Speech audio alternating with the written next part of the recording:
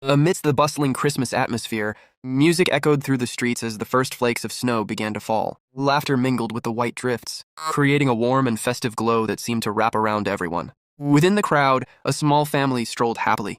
The daughter, enchanted by the lights, looked up at her parents and told them this was the best day of her life. However, their steps came to a sudden halt when a massive figure planted itself in the middle of their path.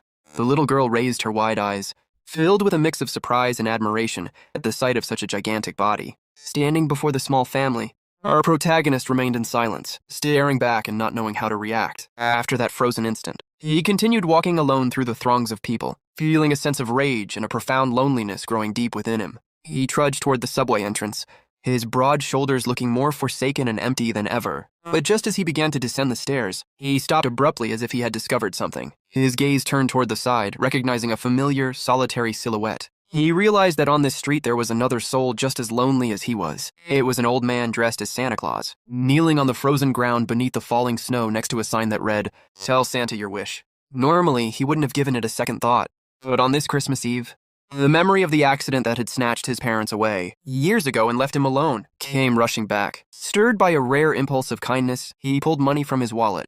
He sat down, handed the old man a bill along with a carton of milk, and gently asked if it was still in good condition. He placed these small gestures tenderly upon the sign, a brief moment of warmth in the wintry night. But the old man suddenly grabbed his hand with surprising strength, exclaiming that he was truly a good person. Taken aback, the protagonist watched as the old man pleaded to reward him, begging him to state his wish. His face flushed with a mix of embarrassment and annoyance. He silently reproached himself for getting involved, and demanded that the old man let go of his hand. The old man's grip tightened with incredible force, leaving the protagonist completely stunned. He knew he had never been physically weak, yet he found he couldn't move an inch while the old man insisted. He had come specifically to grant a wish to someone so kind. Looking into the old man's eyes, he saw a desperate plea. The man claimed he could not return to Santa's village without receiving a wish to fulfill. Resigned and seeing no other way out, the protagonist sighed and asked if expressing his wish would finally set him free, receiving an energetic nod in response. After thinking for a moment and catching a glimpse of his own reflection, he began to reveal his desire. Though he first joked about winning the lottery, the old man dismissed this instantly, demanding a sincere wish from the heart. That request for sincerity brought them together in a moment of shared reflection. A deep melancholy washed over the protagonist's face as the loneliness of his past flooded back, and he realized what he truly craved was a family, a home that would never abandon him. With a bitter, lopsided smile, he finally expressed his true heart's desire. A wife as beautiful as a rabbit, and a daughter as adorable as a squirrel. Upon hearing this, the old Santa inhaled deeply, looking satisfied, as if he were drinking in the scent of a desperate longing and the soul of someone who had lived in isolation for far too long. He smiled a twisted, pleased smile, claiming he was lucky to have found such a kindred spirit.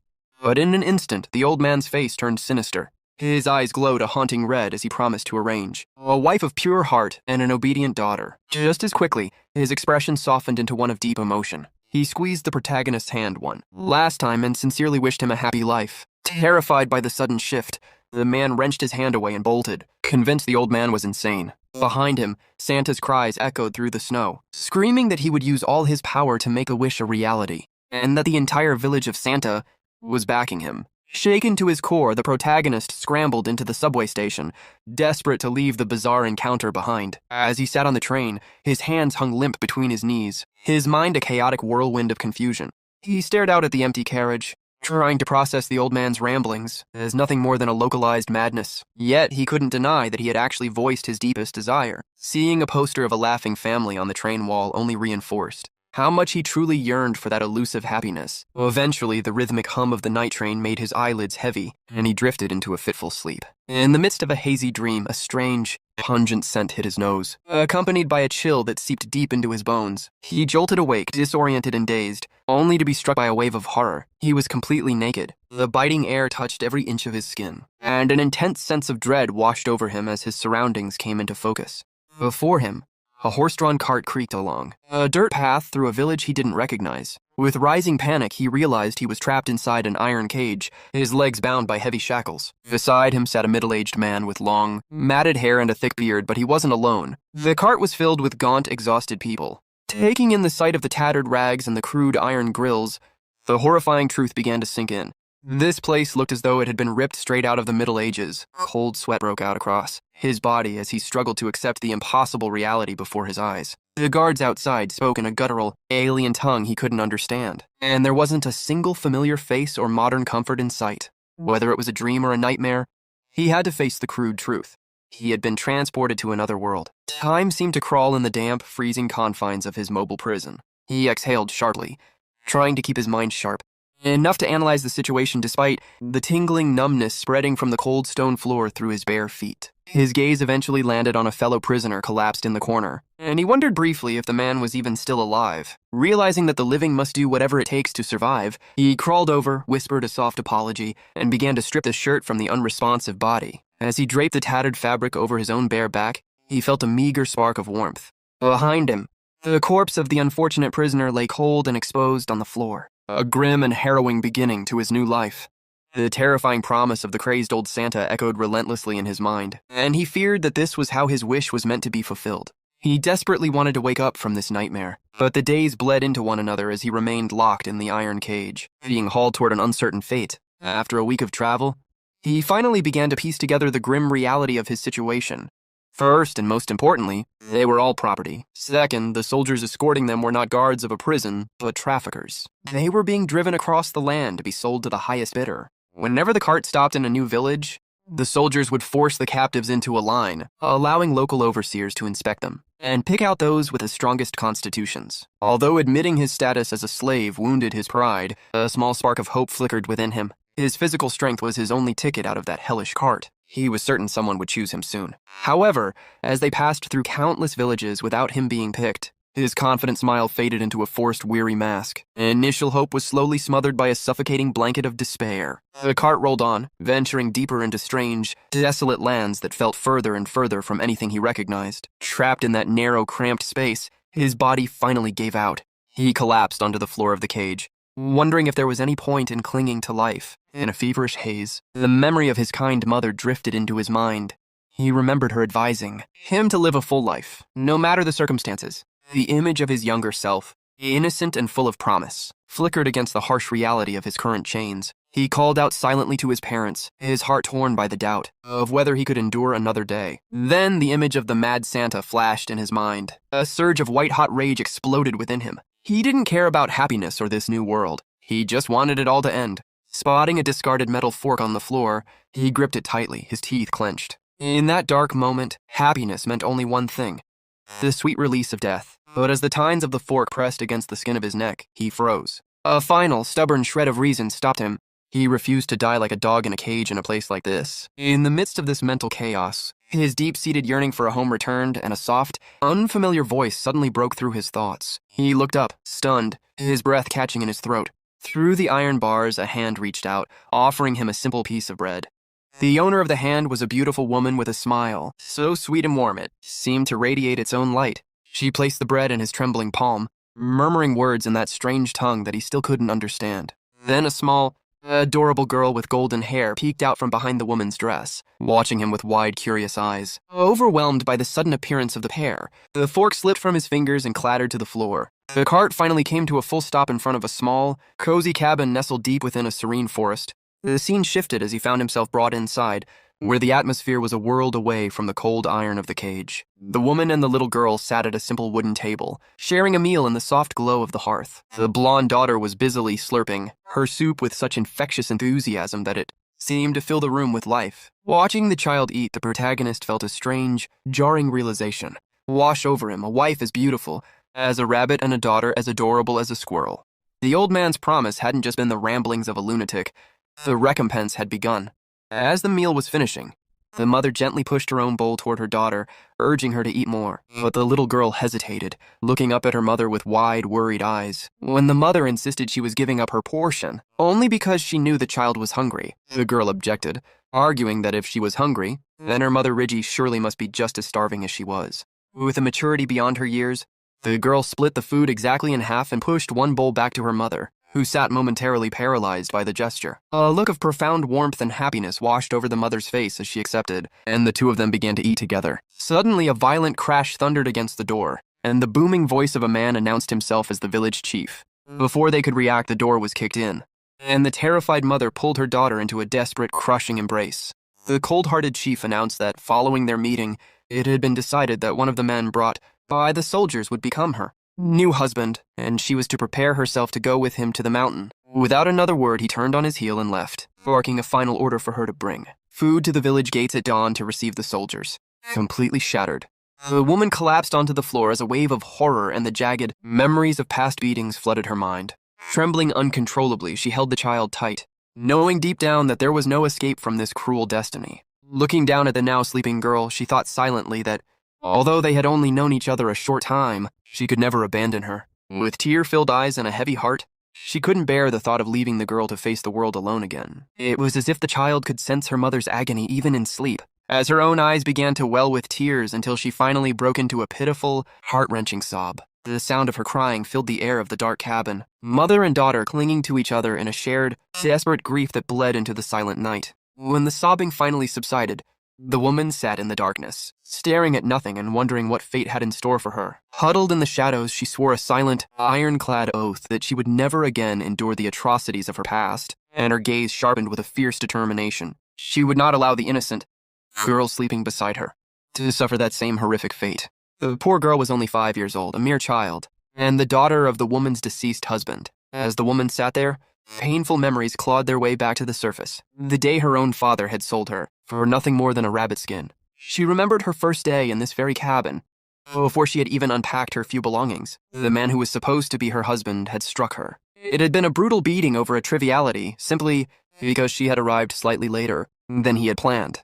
That single moment had been a bitter awakening, proving that her life of horror was only just beginning. She recalled lying motionless on the freezing floor, thinking that a beginning could not possibly be worse than this. It was then that the violent man's daughter had approached her, watching her in silence with a complex, unreadable gaze as she lay bruised and broken on the ground. In that earthly hell, the girl with the innocent eyes had crept closer and sat softly beside her, a clumsy attempt at comfort, yet one that had managed to warm her frozen heart. She realized then that this child was the only angel who had accompanied her through those dark days. Since the day the violent man went up the mountain to hunt and never returned, it had been only the two of them against the world. The woman and the little girl had remained together, bound by a mutual need for survival in a world that offered them nothing else. According to the whispers of the villagers, the violent man had been torn apart by a pack of wolves, deep in the forest, and never returned. Upon learning of his death, she had felt a brief, flickering sense of relief, but it was quickly replaced by a vague, heavy dread that settled in her chest. Her somber expression reflected the harsh reality of her situation. In this lawless land, a woman without a husband was like a stray sheep separated from the flock, perpetually exposed to the wolves of society. At the following dawn, with a leaden soul, she led the girl toward the village gates to face the destiny the chief had decreed. Along the way, the child suddenly cried out, pointing ahead and pleading for her mother to look. There stood a cart with an iron cage, and inside, a figure sat huddled in the shadows. The mother froze in her tracks, her heart beginning to beat with an unusual frantic rhythm. As if drawn by an invisible thread, she took her daughter's hand and approached the cage. When the man inside raised his head, she gasped in recognition.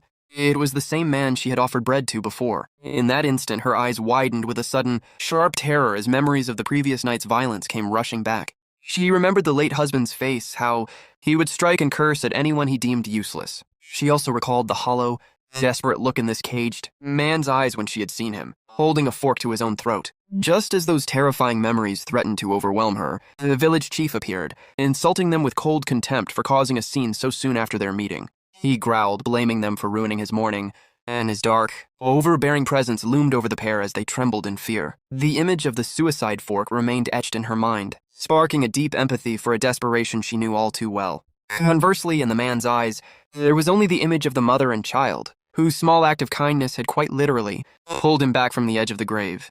Amidst this chaos of emotions, she reached into her basket and pulled out another piece of bread. Keeping her head low to hide the complex emotions swirling across her face, she offered the bread to him once more, a tiny, flickering flame of humanity in a world of cruelty. That moment of tenderness from the woman and the pure innocence of the child finally broke his resolve to end it all. He let the fork fall and abandoned his thoughts of death. However, the village chief intervened again, his voice like ice. He snatched the basket from her hands and ordered her to return to the village immediately so he could handle the reception of the new slaves. She obeyed in silence, forcing a fragile smile for her daughter to reassure her that everything was fine. So the child looked up with clear, perceptive eyes, sensing the wrongness in the air. Inside the cage, the man Juan clutched the bread, the last gift of humanity he had received. Driven by a gnawing hunger, he shoved a piece into his mouth, trying to reclaim whatever strength he had left. But the meager meal was brutally interrupted as two soldiers burst in, shouting without explanation. They dragged him violently from the cage and threw him onto the dirt, sending his precious bread flying into the mud. He and two other slaves were forced to their knees before the village chief, who declared coldly that the recruitment had begun. And then, a scene unfolded that would change everything. The scene that followed was nothing short of ghastly. Without a moment's hesitation, the two soldiers drew their blades and stabbed the other two slaves, massacring them savagely where they knelt. As the life faded from them, one of the soldiers dipped a finger into the fresh blood and began scrawling symbols onto a series of parchments. Instantly, the scrolls emitted an eerie, pulsing blue light, and Juan watched, frozen in terror, realizing he was witnessing true magic.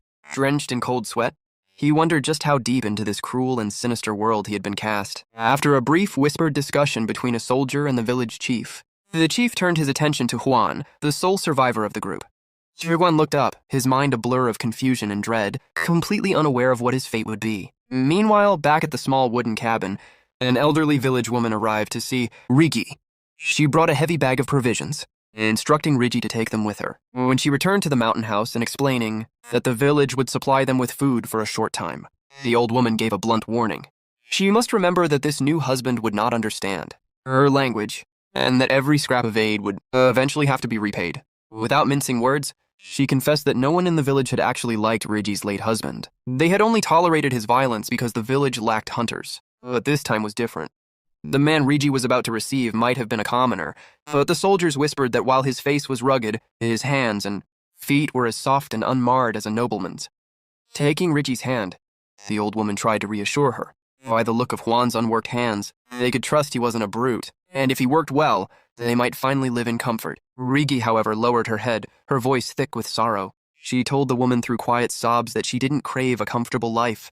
She only prayed for a husband who wasn't violent. She would be happy if the man simply left her, and her daughter in peace in a corner of the house. At the next dawn, the fragile peace was shattered by violent pounding on the door. Rigi jolted awake, pulling her sleepy daughter into a protective embrace.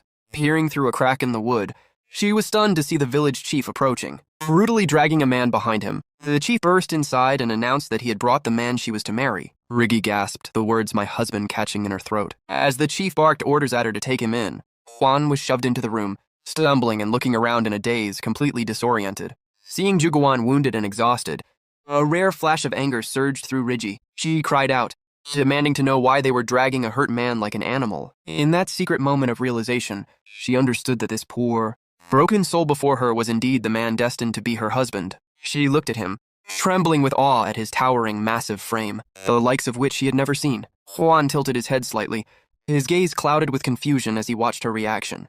Then a spark of recognition hit him.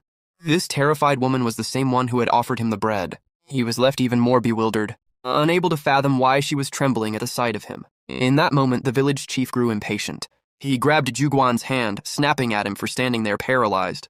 Without waiting for a response, he hauled the giant man toward the two worried figures. The chief shoved Juguan until he was pressed right against Rigi, attempting to arrange them like a set of dolls. Seeing them both still rigid with fear and confusion, he forced their hands together, lacing Juan's fingers with Rigi's. He declared with a satisfied grunt that they were now husband and wife, and told them not to be shy. Standing there, their hands joined by force, the two strangers looked at one another, bound together in the shadows of a cabin in a world that had already taken so much from them both.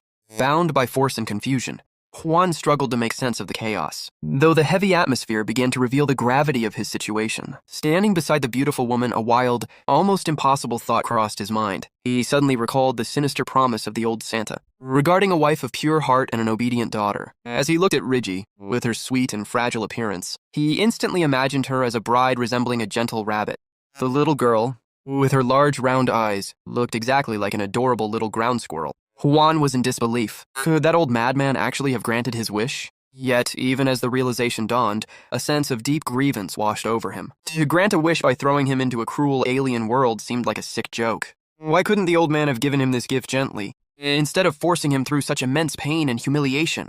He lowered his head, his hair shadowing a face that was darkening with a growing, silent rage. He ground his teeth and swore that if he ever saw that Santa again, he wouldn't hesitate to send him straight to hell. The sheer intensity of Juan's internal fury radiated off him like a ferocious bear, causing the mother and daughter, his rabbit and squirrel, to cower in instinctive fear. Following the forced introduction, the village chief and several other men led him into the nearby forest. The chief appeared to be explaining something at the top of his lungs, but Juan's head was spinning. He couldn't understand a single syllable of the guttural language. After the chief finished his one-sided explanation, he turned to the other men as if they were making a pivotal decision. Suddenly, a blond man stepped forward and extended his hand. Thinking it was a gesture of greeting, Juan responded politely and took the man's hand. But he immediately felt an extraordinarily powerful squeeze that was clearly a test of his strength. The blond man began to exert massive pressure, his face contorting with the effort, while Juan naively wondered if this was simply a peculiar local greeting. However, as the provocation became undeniable, Juan's brow furrowed. With a slight effortless counter-squeeze, Juan hoisted the young villager clean off the ground. The man screamed in desperation as he dangled in the air. A scene so shocking, it caused even the village chief to cry out in alarm. The blond man's hand turned a deep, angry red under the weight of Juan's incredible power. After that brief demonstration of raw strength, the young man was left on his knees, clutching his throbbing hand, while the chief began a fresh round of frantic explanations. Without further delay, he handed Juan a bow and a quiver of arrows, seemingly entrusting him with an important task. Juan took the weapon, wondering why it was being given to him, though he correctly assumed it wasn't for another duel. Seeing that Juan was still bewildered, the chief began to gesticulate with exaggerated movements. He even went so far as to imitate the hopping of a rabbit until a light bulb finally went off in Juan's head. They wanted him to hunt, but just as Juan felt he understood, the chief waved his hands in a panic, as if Juan had gotten it all wrong. He pointed urgently toward the thickets and screamed for him to shoot immediately. Juan followed the direction of the finger and saw nothing but a small white rabbit peacefully nibbling on leaves. He looked back with total confusion, knowing he had never used a bow in his life. But the chief wouldn't stop shouting for him to act. Despite his lack of experience, Juan adopted a professional-looking stance, though he doubted himself internally. After all, even an Olympic athlete could miss, especially when aiming at such a small, living target.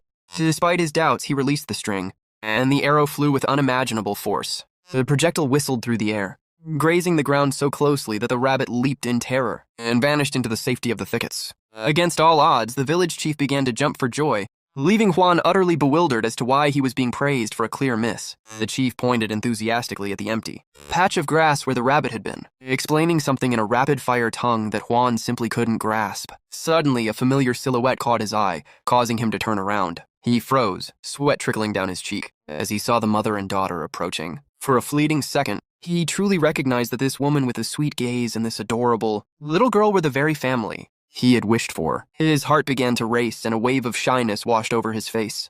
This sudden deep blush on a man of Juguan's stature left everyone confused, especially Rigi and her daughter. After that embarrassing introduction, they shared their first meal together in the peaceful grove, though a palpable tension still hung over the small newfound family. Sitting silently across from one another, Rigi prepared a simple, comforting meal, a bowl of hot soup filled with fresh vegetables and meat. As Juan prepared to eat, he couldn't stop glancing at the mother and child, noting their lingering timidity and worry. However, the simple act of him lifting his spoon caused them to flinch. He stopped, maintaining an expressionless mask on the outside, while his heart hammered against his ribs at their reaction. Then, a rare, warm smile spread across his lips, melting away his usual coldness. The word family echoed in his mind, a concept that had been alien to him through years of bitter isolation. Yet here he was, unexpectedly possessing one, a sensation that was both strange and profoundly comforting. While he remained irritated by the chaotic and forced process that brought him here, he could not deny the flicker of happiness settling in his chest. Juan looked up at the sky and exhaled, thinking that he would still love to teach that old Santa a lesson if they ever crossed paths again. But deep down, he felt a welling sense of gratitude. The following day moved quickly as the small family, accompanied by the village chief, began the trek back to the house on the mountain. Juan carried the heavy luggage with ease, but he constantly turned back to check on the mother and daughter, worried they wouldn't be able to keep up. From his vantage point, Rigi and the little girl already looked exhausted after only a short distance. Frustrated by the language barrier, he felt a surge of helplessness at his inability to ask how they were, or offer a kind word. He turned forward again with a look of resolve, promising himself that he would adapt to this new world as quickly as possible. Suddenly, he stopped in his tracks as a bold resolution took root in his mind. He recalled a piece of advice his mother had given him in his childhood. When you want to protect someone, you must not hesitate. The moment you feel the impulse to shield them, you must run to their side immediately. Holding that lesson close to his heart, he did not waver. He spun around and marched back toward the mother and daughter with absolute determination. They watched him approach, wide-eyed and visibly frightened by his sudden change in direction. The little girl's large eyes began to fill with tears, and her lip trembled on the verge of a sob. To calm her, Juan slowly lowered himself onto one knee, softening his expression into the kindest look. He could muster to show her that he only wanted to help. He only wanted to hold them for a moment to show them they had nothing to fear. But his towering presence and sudden movement only amplified Rigi's panic. Not understanding his intentions, she pressed her hands together in a desperate, murmuring plea for mercy, reactions that left Juan completely baffled. Seeing her mother's distress, the little girl could no longer hold back and erupted into heartbreaking sobs. Juan let out a long sigh, realizing that his mere presence was enough to terrify them. He decided then and there that he could no longer afford to keep his face a cold, unreadable mask. He spoke a single word, asking for permission even though he knew they wouldn't understand it, and then reached out to lay a hand gently on their shoulders. With a display of extraordinary strength, he lifted both of them at once as if they weighed nothing at all. Suspended in the air, mother and daughter were paralyzed by the unexpected action. But with a few deft adjustments, Juan settled Rigi against his broad shoulder and tucked the little girl securely into his other arm. His expression remaining as steady as a rock, Rigi stared at him in utter disbelief, unable to fathom the sheer power in this man's limbs. He shifted his stance with surprising delicacy, one arm supporting her and the other cradling the child, standing firm like a mountain. The little girl's initial terror transformed into sudden excitement, and she let out a small gasp of wonder. Looking down at her, Juan felt a warm, heavy sense of responsibility bloom in his chest. He turned his head slightly toward Rigi, his voice tender as he told her to hold on tight. As they began to move, he was startled to find that even with the luggage and the weight of 2 people, he didn't feel burdened at all. He made a silent vow to master the language and become the greatest hunter the land had ever seen, ensuring his new family would never go hungry for meat. Feeling Rigi's small hand tentatively gripping his shoulder, he knew his life from this point on would be busy and exhausting, yet filled with a hope he had never known. As they moved through the trees, he felt the warmth of her body against his, and a bead of sweat rolled down his neck. Suddenly, a soft hand touched him, a timid, unexpected gesture. Without a word, Juan raised his hand and covered hers, forging a silent bond between 2 strangers. In that moment, the shadows of fear seemed to dissolve, replaced by a growing peace as they found shelter against his strong back. Without a single complaint, Juan carried them to the very end of the trail, following the village chief until the mountain cabin finally came into view. The chief, looking grateful for the man's endurance, told him to rest before he eventually disappeared into the thickening mountain mist. Juan stood in the silence, watching the chief's silhouette vanish, leaving him alone with his small family. He looked up at the wooden cabin that was to be his new home and couldn't help but think it might be even colder than his old attic apartment. Bitter memories of the days he spent chained in the freezing iron cage flashed through his mind, fueling a lingering hatred for the biting outdoors. Shaking off the negative thoughts, he took a deep breath and placed his hand on the door, ready to open a new chapter. He pushed the heavy wood open gently and stepped into his home with a heart full of hope. However, he froze the moment he saw Rigi inside. Her face was a mask of confusion, her cheeks flushed a deep red. Noticing the glint of fresh tears on her face, he rushed to her side, asking frantically why she was crying. But his questions were met with total silence. Without warning, Rigi turned and bolted out the door, leaving Juan standing there in shock. Turning his gaze back to the interior of the house, his blood ran cold as he discovered the true state of their home. The house was entirely empty. Even the shelving units had been stripped from the walls. Juan stood frozen on the threshold, unable to wrap his mind around the stark, cruel reality before him. Turned out that while Rigi and her daughter had been at the village gates, the neighbors had descended upon the cabin like scavengers, stealing everything from the furniture to the very last tools needed for survival. Rigi curled into a ball, trembling from the biting mountain cold, falling into a pit of pure despair. Without tools to repair the house or weapons to defend against wild beasts, they were defenseless. When Juan finally found her huddled in the shadows, he spoke softly, acknowledging her presence. Without another word, he sat down beside her, maintaining just enough distance to be respectful while sharing the heavy, suffocating weight of the silence. Seeing her weep, he unexpectedly reached out and stroked her hair with a tenderness that acted as a silent balm. The gentleness of his touch caused her sobs to catch in her throat, and she looked up at him with glassy, startled eyes. He offered a small, reassuring smile, trying to convey that she didn't need to worry, and for a moment, it seemed Rigi truly felt the sincerity behind his gaze. Still, a cloud of confusion lingered on her face. This was the man she was destined to live with, yet they couldn't even speak to one another, and he, her supposed protector, seemed to have no idea how to hunt. In such an implacable wilderness, she wondered if they could truly survive. Contrary to Rigi's mounting anxiety, a faint, confident smile played on Juan's lips. He looked her directly in the eyes and, in a deep and resolute voice, promised to protect her, even if she still harbored doubts and fear. With great tenderness, He cupped Riggy's cheeks in his hands, a gesture of profound respect and protection. A single tear rolled down her face, not born of terror this time, but from the strange warmth and trust, beginning to take root under the fading light of the sunset. As that tear fell, a rare sense of peace blossomed in Riggy's chest, leaving her wondering why this stranger's presence felt so incredibly comforting. Juan's thoughts drifted back to his old world, where he had been utterly alone since the death of his parents. He had always fought tooth and nail just to exist, and his hand instinctively tightened into a fist, as a silent affirmation of his strength. Now that he actually had a family, he had more reason than ever to be unyielding in the face of hardship. He struck his chest with determination, vowing to do whatever was necessary to provide for them. That silent promise was the breaking point for Riggy. The dam finally burst and she began to cry inconsolably. Without a word, Juan drew her toward him, allowing her to rest her head against his broad shoulder, so she could finally let out all the pain she had been carrying. At that exact moment, the little girl, watching from a distance, came charging toward them in a fit of protective fury.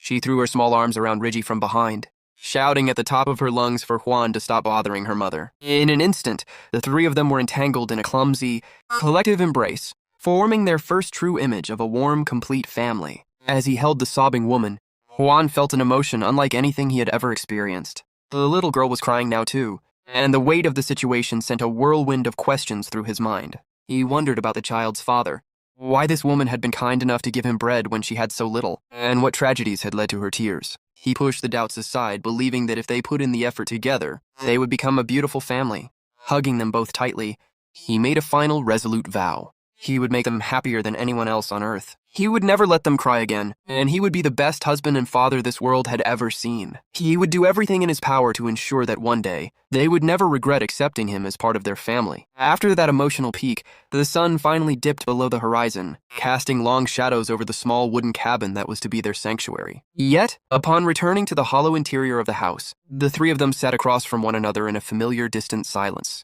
Juan thought to himself that the embrace would have brought them closer, but it felt as if they had been reset to square one. Riggy felt that this man was a total enigma, a stranger in every sense, yet she knew they had to find a way to coexist without even knowing where to begin. Suddenly an idea struck Juan, and he snapped his fingers to capture their attention. He leaned in slightly, determined to shatter the awkward wall between them. He pointed to his chest and introduced himself with a firm, clear voice. "Kim Juan," he said, repeating it slowly.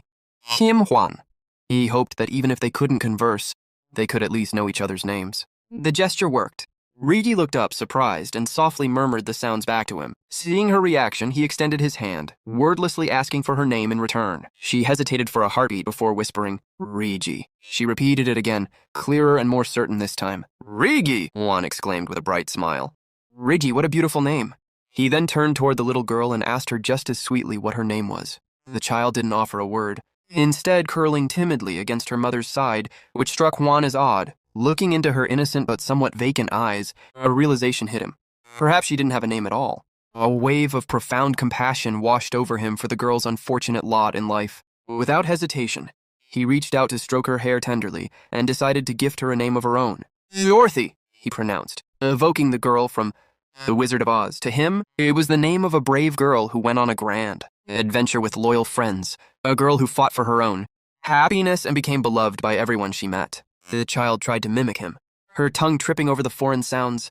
"Su grazie," Juan laughed softly, explaining that the name would bring her friends and affection. Hearing this, her face lit up with a radiant smile, and she repeated it perfectly this time. "Dorothy." To truly begin their new life, Juan set to work immediately, his axe biting into wood with decisive, powerful swings. From a distance, Riggy watched him in silence, pondering this strange man. He possessed a physique and a raw strength far greater than her late husband's, yet instead of being a brute, he was incredibly attentive toward her. He was unlike anyone she had ever met. He seemed to belong to another world entirely. She called out to him in a low voice, "Yuhan," and though she had no idea where he had come from, the sound of his name felt warm and sweet on her tongue. In all her life, she had never been shown such kindness, not even once. It made her wonder why this man was being so good to her. No matter how much she studied him, Juan simply didn't fit into the backdrop of this harsh, remote place. Suddenly, he turned around, smiled, and called her name, Riggy. In that moment, she noticed something striking. His jet-black hair and intense dark eyes matched the persistent rumors. She had heard about a country at war that had successfully summoned a legendary hero with those exact features. A wild, impossible thought raced through Riggy's mind. Could there really be a legendary hero with black hair and black eyes standing before her? As Huan approached, she couldn't stop comparing him to the figure from the legends. Despite the similarities, she felt a lingering sense of doubt. Surely a grand hero wouldn't appear here, in a village so far removed from the rest of the world. Besides, the story of the hero was nothing more than an unconfirmed rumor. As he drew closer, Rigi felt a flicker of bashful confusion and tilted her head up to look at the tall, formidable man standing over her, her heart fluttering. With a mix of uncertainty and a hope, she was almost afraid to acknowledge. Upon looking closer, she realized that his hair was actually a deep dark brown rather than jet black, and his eyes shared the same earthy hue. Rigi let out a long, quiet sigh of relief, thinking to herself that he was likely just a man built more powerfully than average. But then her mind went blank. Why did she feel so relieved and serene when they had only just met that very day? Confusion played across her flushed face, creating an atmosphere that was both timid and tender. Suddenly, Huan reached out and stroked her head, a soft, lingering gesture that left her paralyzed, because she had never experienced anything like it. In her painful past, every male hand raised toward her head had signaled only ruthless blows. But this time, Huan's hand merely brushed through her hair with a gentleness that radiated a warmth she had never known. Instead of the usual instinct to cower, she felt remarkably comfortable, even wishing in silence that the sensation would last forever. For a fleeting moment, an intense desire surged within her. She wanted him to keep stroking her hair for all of time. Noting the subtle change in her demeanor, Huan drew her a little closer, his own face beginning to redden. Submerged in this newfound tenderness, Rigi's face radiated a rare peace and happiness. Without warning, Huan leaned in slowly, closing the final distance between them. An unexpected kiss brushed against her lips, leaving Rigi with her eyes wide in astonishment, yet she did not pull away. In that single instant, every worry and every inch of distance between them vanished, leaving only the sweetness of a first kiss. After the kiss, Huan pulled back abruptly, as if startled by his own boldness, his face turning a deep shade of crimson at his sudden outburst.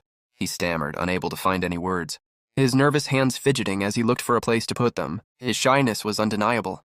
To escape the suffocatingly awkward atmosphere, he hurriedly grabbed a nearby wooden bucket as an excuse. He gripped the handle as if trying to cling to what little composure he had left, and, without saying a word, he turned and ran toward the stream, leaving Rigi standing there alone and stunned. She remained in place, her face burning and her heart racing, still savoring the lingering sweetness of the kiss. Meanwhile, Huan walked alone by the water's edge, berating himself for acting so impulsively. He twisted with nerves, reminding himself that although they were husband and wife in appearance, they were effectively strangers who had met only hours ago. The more he overthought it, the more distressed he became. They didn't even speak the same language, and he had no idea how to navigate these uncharted waters. He simply paced aimlessly, trying to find a way out of his mental fog, lost in his thoughts. He moved forward without realizing how far he had wandered or where he was. Suddenly, a spine-chilling howl echoed from the depths of the forest, shattering the silence of the night. He jolted awake, casting aside his distractions and telling himself he needed to fetch the water quickly and get back.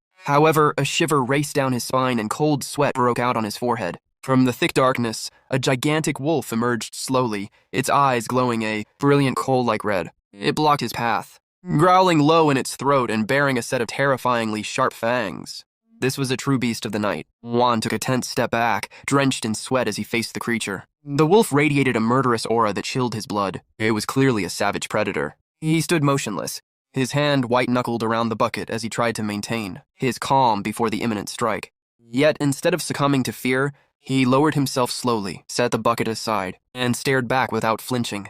He quickly grabbed a fallen log nearby, a crude weapon, but the only thing he could trust in that moment. He gripped it with all his might, his gaze unwavering and prepared for a struggle between life and death. The wolf lunged with terrifying speed, and Huan threw himself forward to meet it head-on. He used the log to block the wolf's devastating bite, the sheer force of the impact vibrating through his entire body. The impact forced him to exert every ounce of his strength. But the wolf was not only powerful, it was feral.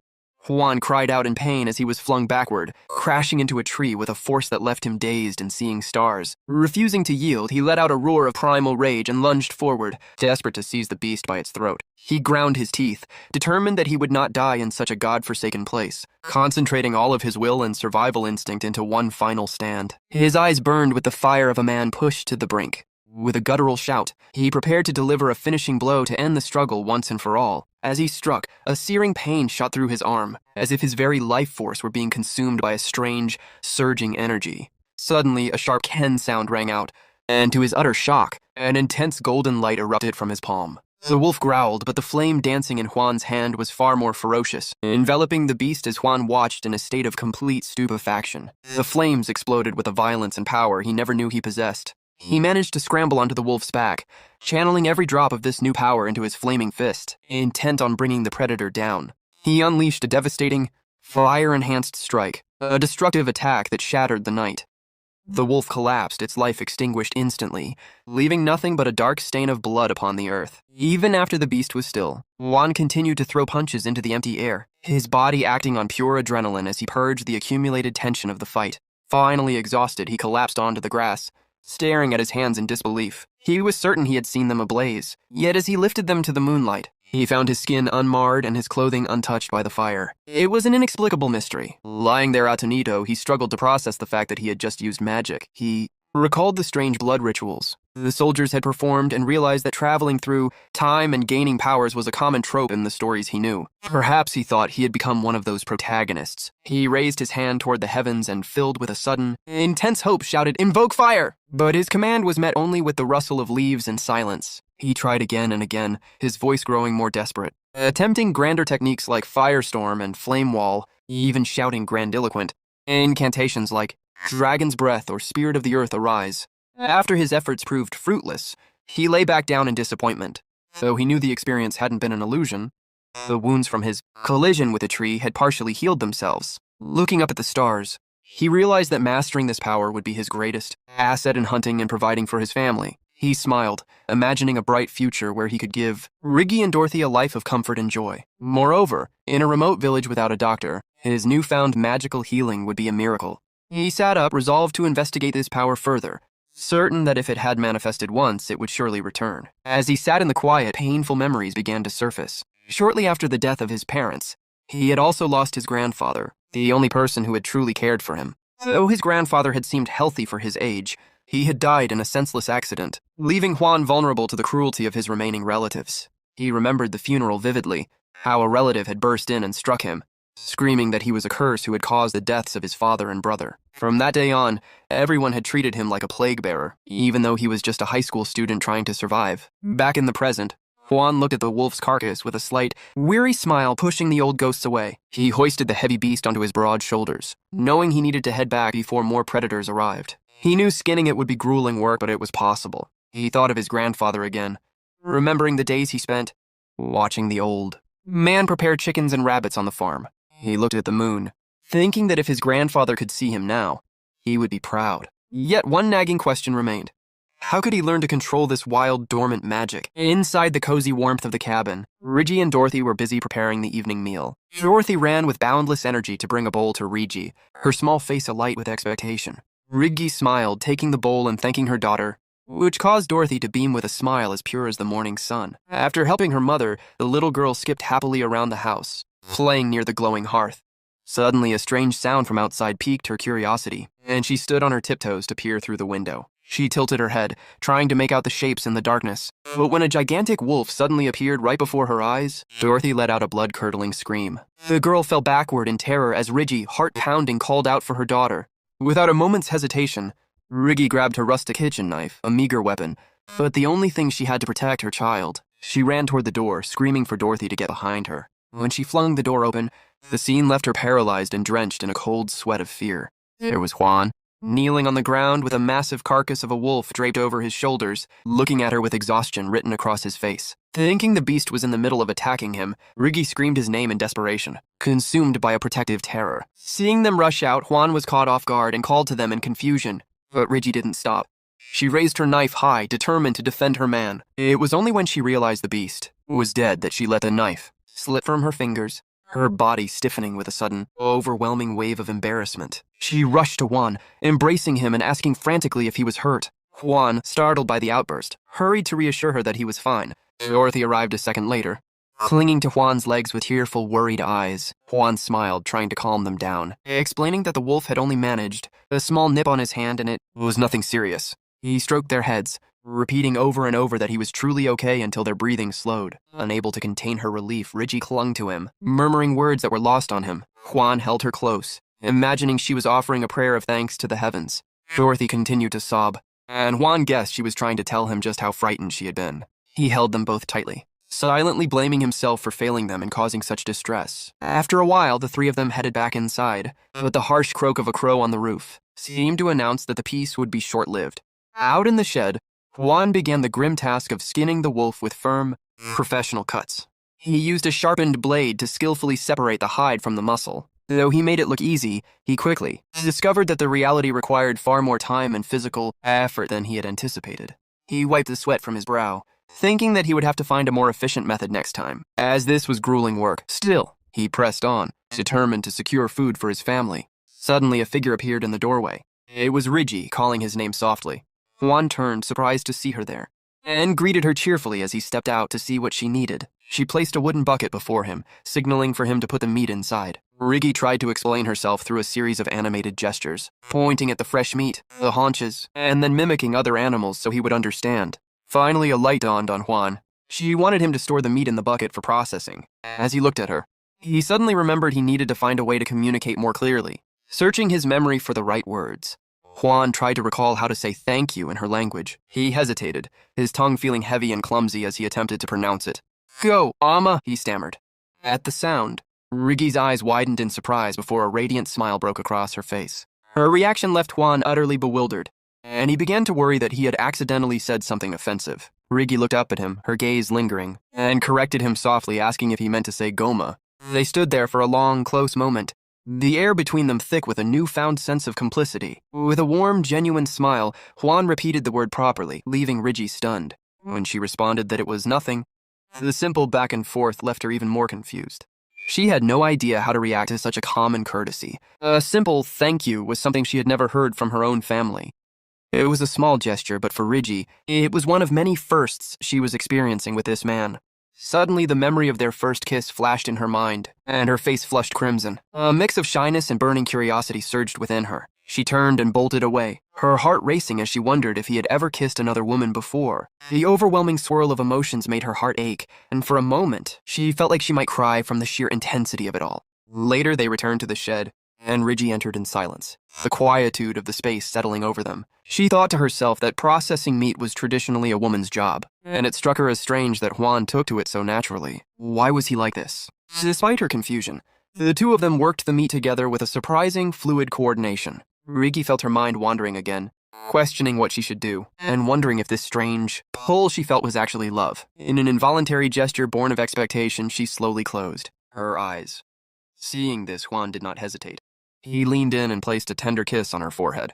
The softness of the kiss made her heart throb with warmth and happiness, but she immediately pulled back, scolding herself for being a fool and assuming he would go further. Juan remained still, watching her with a serene and peaceful face. Rigi gripped her head in a mock panic, wondering if he now thought she had been begging for a real kiss. She looked up to face him, determined this time to keep her eyes wide open so there would be no more misunderstandings. But Juan leaned in once more, and this time, it was a deep, real kiss that caught her completely off guard. When he pulled away, he looked at her with eyes filled with a profound tenderness, love, and respect. Somewhat embarrassed by the intensity of the moment, Juan hoisted the bucket of meat.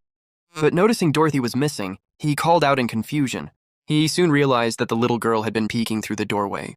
The entire time, she had witnessed the whole passionate exchange. Upon realizing they had been watched, Rigi let out a shriek of pure embarrassment and fled into the house to hide her burning face. After that bashful episode, the small family decided to take a walk through the forest, with Rigi leading the way while Juan and Dorothy followed behind in a scene of calm, domestic warmth. Along the path, Dorothy skipped ahead happily, suddenly stopping to reach out, her small hands as if she wanted to help. Juan carried the heavy bucket. Juan smiled and thanked her sweetly for the adorable gesture, but Dorothy froze, her brow furrowed in a pout. Juan was puzzled until it clicked. He hadn't used her name. Understanding now, he knelt down and thanked Dorothy with genuine affection for her help. At the sound of her new name, the little girl's face lit up like the midday sun and she beamed with joy. With a newfound burst of joy, Dorothy helped her new father push the heavy bucket along. Inside the house, Rigi carefully stroked the wolfskin, a trophy of Juan's prowess. Juan, sitting across from her, wondered for a moment why she would want to hang such a pungent pelt inside their home. But then it occurred to him that perhaps the skin held a deeper meaning for her. He watched her and noticed how much she seemed to value it, which filled him with a quiet sense of satisfaction. Rigi and Dorothy sat beside the pelt together. The little girl, brimming with curiosity, brushed the soft fur with her hand. In an innocent and adorable gesture, Dorothy began to comb the wolf's hair using a small stone she had found. Seeing this, Ridgie couldn't help but smile, creating a moment of domestic warmth that was truly happy. Juan found himself smiling too, easily swept up in their collective joy. A little while later, Ridgie stepped outside to begin preparing their meal, carefully laying out pieces of fresh meat. The reddish steaks, cut with painstaking care, promised a dinner that would be both abundant and nourishing. Juan watched her work the meat intently, realizing that this was how they preserved their food in this world. He made a mental note to pay close attention so he could learn to do it himself next time. He smiled, seeing how pleased she was with a bit of animal fat he had managed to save, glad that his instinct to keep it had proven useful. Still, the reality of his situation pressed on him. He knew he had much to learn in this implacable new world. He needed to figure out quickly what held value here, how people bought, sold, and traded, and he wanted to familiarize himself with their ways as soon as possible. With that thought, he stood up, determined to stop resting and get back to work immediately. However, as he rose, Ridgie stopped him, her face etched with alarm and worry. She gestured frantically, pleading with him to sit back down and rest his body. Juan simply shook his head with a reassuring smile, trying to show her that he had rested enough and that his aches had faded. He placed a hand gently on her shoulder to assure her that he wouldn't overexert himself and that she could be at peace. Ridgie hesitated for a heartbeat, then finally nodded and stepped back to give him his space. Juan took his axe and headed into the forest, looking for a moderately sized tree to practice on. He had heard that oak was excellent for firewood, though he wasn't entirely sure how to recognize it yet. Relying on his raw power, he raised the axe and channeled his strength into a decisive swing. It was a powerful blow that showcased his extraordinary strength. But because he used a bit too much force, the axe suddenly flew out of his hands, spinning out of control. He clutched his head in alarm, unable to believe he had done something so foolish. After searching for a while, he finally managed to gather a sufficient amount of wood to keep his family warm. He hoisted the heavy basket of firewood onto his back and returned home cheerfully, ready for a cozy night. Upon entering, he found Ridgie and Dorothy waiting with faces full of concern. Before he could even process what was happening, Ridgie ran over, took his hand, and pulled him along urgently. She sat him down abruptly, an unexpected act that left Juan completely bewildered. She then took his rough hand in hers and began to carefully wipe away the dirt and grime. Juan, feeling a bit shy, thanked her softly while Dorothy watched curiously from a distance. Suddenly, the little girl bolted away as if struck by a brilliant idea. She ran to the basin and with her tiny hands, filled a small container with water. Though she was clumsy and left a trail of puddles across the floor, she made it back and without a moment's hesitation, splashed the water directly onto Juan in a surprised gesture of help. Soaked by the cold water, Juan could only smile resignedly, finding it impossible to be angry with his adorable daughter. Seeing the scene, Ridgie broke into laughter, and the atmosphere in the cabin became light and joyful. Dorothy, however, looked a little disappointed, as if she had expected a different reaction from her new father. Juan smiled, knelt down, and stroked her head, thanking her tenderly. At that, Dorothy spun around to run back out, eager to keep helping him, and a startled Juan had to jump up to stop her. Ridgie laughed at the adorable chaos and felt as though she were living in a beautiful dream. Only a few days ago, she had thought happiness was impossible, but now that it was within her grasp, she only wanted to protect the smiles of Ridgie and Dorothy forever. That evening, a column of warm smoke began to rise from the chimney of the wooden house, curling toward the sky as a silent herald of hope and the beginning of a new life for their small family. That night, the three of them gathered around the table to enjoy a bountiful dinner.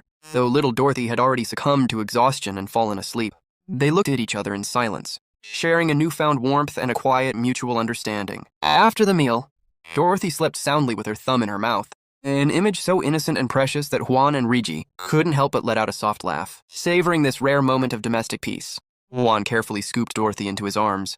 She remained deep in her dreams after a long day of play. He stood up while Ridgie remained at the table, silently gathering the remnants of their meal. Moving toward the bed where the fire in the hearth crackled, filling the room with a gentle heat. He laid the girl down with the utmost care. He covered her with a blanket in a gesture overflowing with fatherly love, ensuring she was tucked in before stepping back out toward the courtyard, where the flickering candlelight illuminated a quiet corner of the patio. Inside, Ridgie was occupied with her chores, washing up by the firelight. Juan entered silently, not wanting to disturb her, but suddenly reached out and took her hand in a gesture that was both unexpected and slightly blunt. Ridgie looked up, her face flushing crimson and her heart racing at his sudden proximity.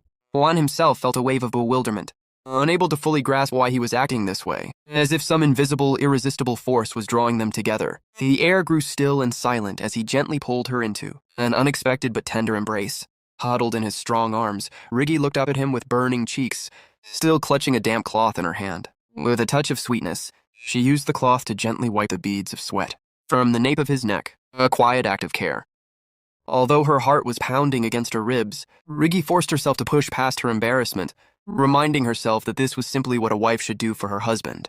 Gaining a bit of courage, she softly lifted the hem of his shirt to reveal his firm abdomen, intending to dry the sweat there. The unexpected contact sent a jolt of nervous energy through them both. She was overwhelmed with bashfulness while he offered a pleased, tender smile. His gaze became softer, carrying a playful yet warm light. However, despite her efforts to remain calm, Riggy found the sheer weight of the intimacy almost too much to bear. Noticing her hesitation, Juan took her hand once more, a surprised gesture filled with a deep, lingering tenderness. He looked directly into her eyes, and the atmosphere shifted into something profoundly romantic, making Riggy's heart skip a beat.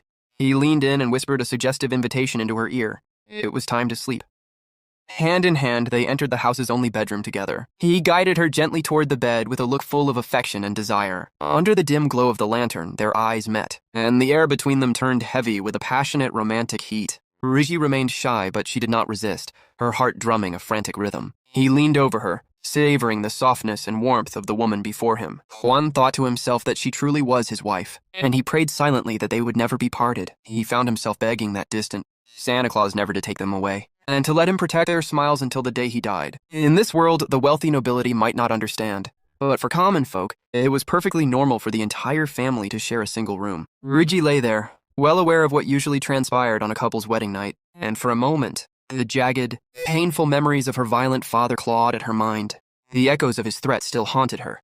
The memory of him shouting that he would hit her harder if she cried. She remembered the nights following those beatings, when her mother's trembling sobs would continue until dawn, leaving Riggy to live in a state of perpetual fear. She had often wondered when her own long nights would finally find peace, fearing her mother's tears were a grim portrait of her own future. However, the next morning, she woke to the gentle sound of firewood crackling in the hearth. She blinked her eyes open, startled to find herself waking up to a world that felt fundamentally different than the one she had always known. She woke in the bed nestled between Juan and Dorothy, blinking as she recalled the nights she had spent sleeping on the hard floor. Her head was resting on his arm, a closeness so unexpected it made her breath hitch. Beside her, Dorothy slept soundly in the crook of Juan's other arm, radiating a gentle warmth and peace. Riggy let out a long, shaky sigh of relief. The wedding night she had always feared in her nightmares wasn't bitter or violent, but serene and sweet. She snuggled closer into Juan's chest, realizing that since this man had entered her life, her entire world had shifted on its axis. Suddenly, she felt him stir and startle awake. He smiled and pulled both mother and daughter into a firm, protective embrace that made her heart hammer as if it might burst from her chest. A happy smile finally touched her lips, a tingling, pleasant sensation she never wanted to end after a night of truly restorative sleep. Juan opened his eyes to find Dorothy still dozing in his lap. He sat up with painstaking care to avoid waking the child, reaching out to brush her cheek with a tender, fatherly touch. Stepping outside, he found Riggy already hard at work, preparing for the new day. Seeing her straining, Juan gently took a heavy bucket from her hands. He offered a small smile that left her flustered and blushing, then proceeded to wring out a towel with a display of strength that left her wide-eyed. He turned to her and called out softly, "Suzune?" Riggy looked at him, tilted her head in confusion. "Suzune, are you awake? Honey, did you sleep well?" The term of endearment made Riggy's face turn bright red instantly. She lowered her head, wondering if Honey was a formal title or a secret, intimate way of naming her. Juan, too, felt a wave of awkwardness, scratching his head and wondering if he'd made her too nervous. With a shy glance, Riggy looked up and whispered a request for him to keep calling her Honey. Juan grinned and repeated it with such tenderness that she had to cover her face in embarrassment. Finding her reaction adorable, he teased her a little more, gently turning her to face him. "Honey, look at me." At that moment, Dorothy began rubbing her eyes, alerted by their chatter. In the hazy border of sleep, she had been dreaming of a giant flying chicken leg. She sat up groggily, a bit of drool at the corner of her mouth, a picture of pure innocence, only to flop back down onto the floor. Still heavy with sleep. Alarmed, Juan and Riggy both rushed to her side, but Dorothy quickly scrambled up to hug their legs affectionately. Her eyes suddenly doubled in size when she spotted the piles of fresh meat. To her, whether it was wolf or dragon didn't matter. Meat was meat. Seeing the little girl so devoted to the prospect of a feast, the two parents couldn't help but burst into laughter. "Meat!" Juan joined in cheerfully. Dorothy didn't hesitate, practically diving toward the bucket while chanting, "Meat! Meat!" Watching his daughter's unbridled enthusiasm, Juan swore to himself that he would become a hunter beyond compare. He gripped his axe, ready to face any beast the forest could throw at him. This time he moved with confidence, his sharpened blade a weight of security in his hand. However, the deeper he ventured into the lush, overgrown woods, the more the air began to sour. An unsettling sensation wrapped around him, a heavy omen of ill fortune. Despite the vastness of the forest, the air felt thin, making it hard to breathe. He scanned the shadows, wondering what kind of monster would emerge this time. Suddenly, the crunch of footsteps reached his ears. He spun around, bracing for a beast, but found a human silhouette instead. A man wearing a heavy cloak that obscured his features walked in silence, seemingly unaware of Juan's presence. When the stranger finally turned, he revealed an aged, weathered face with eyes as sharp and cold as a hunting knife. Juan stood frozen, wondering who this mysterious man was and what business he could possibly have in such a remote part of the woods. A short while later, the scene shifts back to the hooded man from earlier. He stands silently in the forest, staring at the blood scattered across the ground. Carefully examining the traces left behind, he mutters to himself, "There are traces of a beast here too." For tracks this obvious to remain behind, it was probably a massive animal. As he slowly walks forward, his mind continues piecing everything together. Even with someone helping him, I assumed he simply didn't realize it, but he was alone. After observing that huge mountain dweller for several days, he's a man who doesn't even properly know how to handle a blade. His eyes narrow as he follows the trail deeper into the forest, every new sign only making the situation more unbelievable. Soon, he notices more bloodstains along the path. Stopping for a moment, he looks down at them and says in disbelief, "That giant who looks completely ignorant about hunting killed a massive beast? Impossible. Even a professional hunter would struggle to hunt a huge beast alone without a weapon. I need to verify it myself." With that thought, he continues moving ahead, determination filling his expression. The scene then returns to the exact moment when the hooded man suddenly appeared in front of Juan. The two stand face to face in silence, but the hooded man's attention is fixed entirely on Juan's hand. His sharp eyes carefully study the marks covering it, and his thoughts begin racing once again. Judging by the shape of the wounds, these are definitely wolf bites. But why has the surface healed over like that? If he had really been bitten that severely, the infection and fever should have killed him already. If the bones were exposed, then the blood vessels and muscles should all have been shredded apart. He shouldn't be able to move around. It is perfectly fine after suffering injuries like those. The more he thinks about it, the stranger the situation becomes. Then a single possibility suddenly forms in his mind. Then there's only one explanation. Could this man be a mage, and a very rare one at that? For a brief moment, confusion appears on his face. Yet deep inside, excitement is already beginning to grow. Continuing his thoughts silently, he says to himself, "There are mages in this world, people ordinary folk rarely ever encounter. If this man truly is a mage, then the opportunity has finally come." And the instant he reaches that conclusion, a deeply unsettling smile slowly spreads across his face beneath the hood. His eyes fill with dark anticipation. As he whispers the words he never thought he would say again, "A chance for revenge. One I thought would never come until the day I died." On the other side, after seeing this strange and mysterious man, Juan could not help but feel uneasy. Countless thoughts ran through his mind as he silently wondered, what kind of person is he? The old man beneath the hood remained quiet for a moment, before finally beginning to speak about his past. His voice sounded calm, but there was a deep bitterness hidden within it, as if the weight of many painful years still clung to every word he spoke. "I'm an old, stubborn man now," he said slowly, "but there was once a time when I too was a vigorous young man.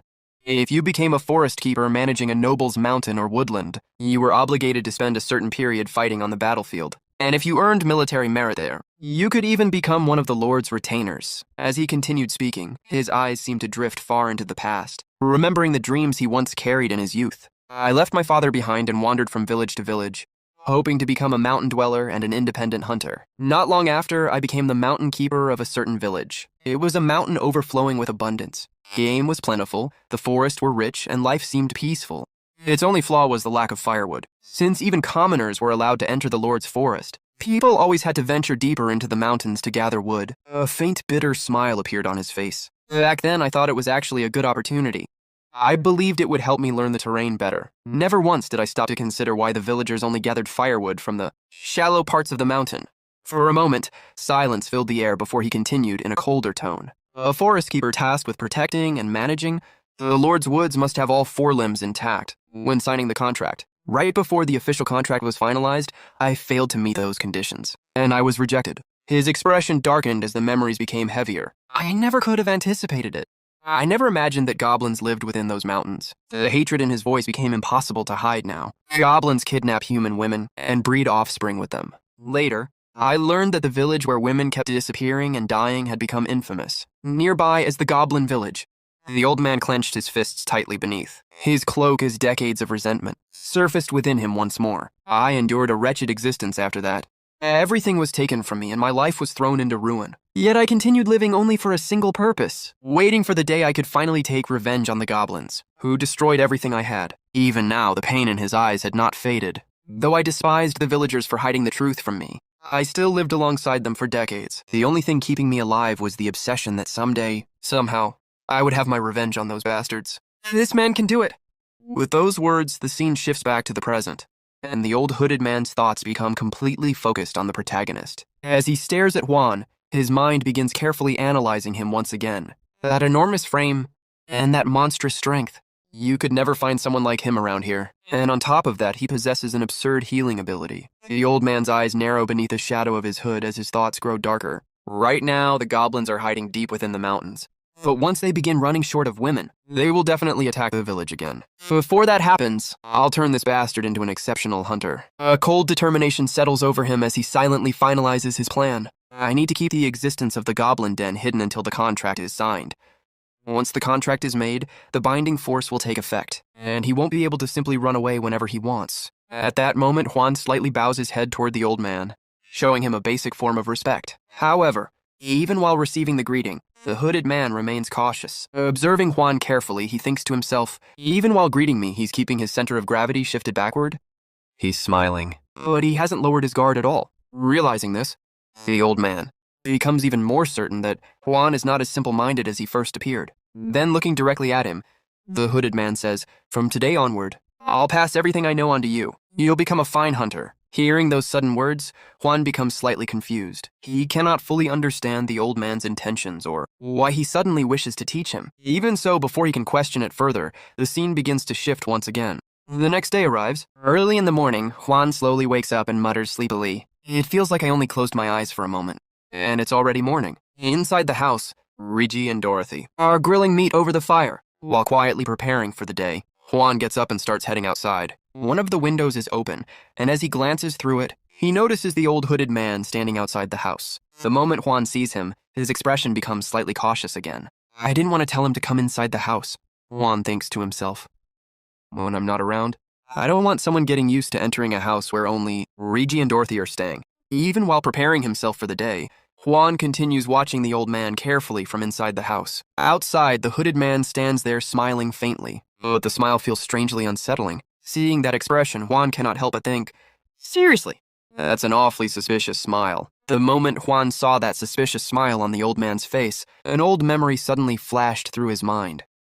Comparing the expression to something from his previous life, he thought to himself, that smile looks exactly like the HR manager during salary negotiations. Even so, Juan could tell that the old man was at least trying to behave politely in his own strange way. Watching him carefully, Juan continued thinking, still, it seems like he's learning how to politely refuse things, so I should work hard teaching him. Just then, Rigi called out Juan's name from behind him. Turning toward her, Juan replied calmly, "Rigi, I'm fine. I'll be back soon." As he looked at her preparing food for him, his expression softened slightly. In his mind, he quietly thought, she's preparing a lunchbox for me like a wife would. She's really trying her best. A faint smile appeared on his face as another thought crossed his mind. She's adorable. Nearby, little Dorothy had been silently watching her mother this entire time. The moment she realized Juan was about to leave, she hurried toward the door as if trying to stop him from going. At the same time, Rigi quickly handed Juan the lunchbox and told him to take it along. "Hurry! You need to go quickly," she said nervously before adding, "Make sure you eat properly." Watching the two of them care about him, so sincerely filled Juan with an unfamiliar warmth. Looking at them quietly, he thought to himself, having a family that looks after me really is something wonderful. Rigi continued staring at him with worried eyes before finally saying, "Come back safely." Hearing those words, Juan silently interpreted them in his own way. That's probably her way of saying, "Come back safely." Then Rigi repeated once again, almost as if she desperately wanted to make sure he understood. "Come back safely." This time Juan answered her directly with a small smile. "I will." At that exact moment, little Dorothy came running over as well and, in her tiny voice, told her father to return safely too. Looking at her, Juan once again replied gently, "I will." As he stood there watching the smiles on the faces of his new family, warmth slowly filled his heart. Seeing both Rigi and Dorothy smiling at him so innocently, Juan could not help but think. My suddenly acquired wife and daughter are just too adorable. However, for now, he still had to follow the old man deeper into the mountains. The hooded elder continued walking ahead without stopping, while Juan followed behind him for quite some time. After walking such a long distance, Juan began feeling increasingly suspicious. What exactly is he trying to show me that requires this much walking? He wondered internally while continuing to follow him. Finally, the old man suddenly stopped at a certain spot. He spoke in his unusual manner, his words sounding difficult to understand at first. After listening carefully for a moment, Juan slowly realized what he meant. Is he telling me to look at the ground? At the same time, the old man began, demonstrating something with his feet on the soil beneath them. Juan carefully observed his movements, and the moment he noticed the marks left behind, his expression changed slightly. His footprints are strange. Juan watched him carefully, his eyes fixed on every movement. Is that some kind of special footwork? Or maybe something like a 1,000-pound step? Or even an earth-shattering stomp? He wondered in amazement. Whatever it is, if I want to learn it, then I need to watch closely and copy every single movement exactly the way he does it. With that thought in mind, Juan immediately began trying to imitate the old man's footwork technique. Step by step, he copied the movements as carefully as he could, while the old man calmly continued walking ahead, occasionally glancing back at him as if silently checking his progress. As they moved deeper into the mountains, Juan later explained how the old man had started teaching him the mountain paths. The training was far more detailed than he had expected. The old man would make him touch the bark of different trees, so he could understand how each slope of the mountain had its own unique feel and atmosphere. Sometimes, he would have Juan stand still and carefully feel the shape of the ground beneath his feet again and again until the terrain was completely engraved into his memory. It was harsh and repetitive training, but little by little, Juan started understanding the mountains in a way he never had before. After spending a long time training, the two of them finally stopped to rest. While Juan sat down to catch his breath, the old man quietly opened his bag and took something out. The moment Juan noticed it, his eyes lit up immediately. I finally get to eat the lunch Reggie worked so hard to make, he thought excitedly. He quickly opened the bag, pulled out the lunchbox, and smiled the moment the delicious aroma reached him. It smells amazing, he said happily. But at that exact moment, the old man suddenly spoke in his own language, his expression turning serious. Don't open your lunch here. Juan looked at him in confusion, and the old man continued explaining.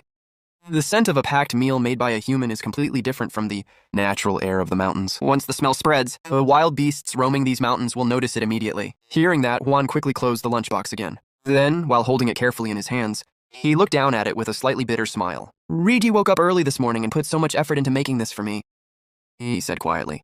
I really hope this won't be the first and last time I ever get to eat it. Juan sat there quietly, holding the lunchbox tightly in his hands as his emotions started overflowing. With a helpless expression, he muttered to himself, I feel like I'm going to cry. Not long after that, the old man brought Juan to his residence deep within the mountains. The place was simple and isolated, perfectly blending in with the surrounding wilderness. As Juan looked around the old wooden home, curiosity filled his eyes. So, this is where you live, he said softly while observing the quiet atmosphere around him. The old man did not respond immediately.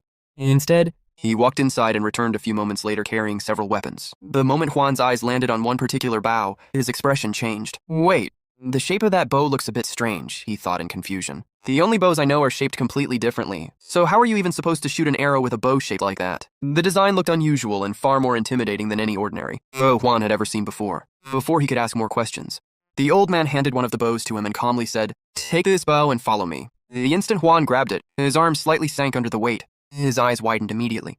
Can I really handle this? He wondered nervously. It looks like it would take a ridiculous amount of strength just to pull back a bow this big. Meanwhile, the old man had already prepared his own bow with complete ease. Juan carefully watched every movement he made, unable to hide his amazement. His movements aren't rough at all, Juan thought while staring at him closely. It's like time itself has stopped, even though he's pulling back such a massive bow. There was no unnecessary force in the old man's actions. Every motion flowed naturally and perfectly, as though the bow itself was part of his body. Then, in the very next moment, the old man released the arrow. The arrow shot forward at incredible speed and pierced directly into the center of the target without the slightest deviation. Juan watched the entire scene in complete silence, his eyes filled with shock and admiration. After witnessing that flawless shot, he slowly prepared himself as well, gripping the bow tightly as he tried to imitate the old man's posture. As Juan attempted to aim, the old man stepped beside him and began correcting his stance and technique little by little, even while standing so close. The old man's body remained perfectly calm and steady. Not even his hands trembled. How is he not shaking even a little? Juan thought in disbelief while struggling, just to keep the heavy bow steady in his own hands. Juan tightened his grip on the bow and silently focused his mind. I need to focus, he told himself seriously.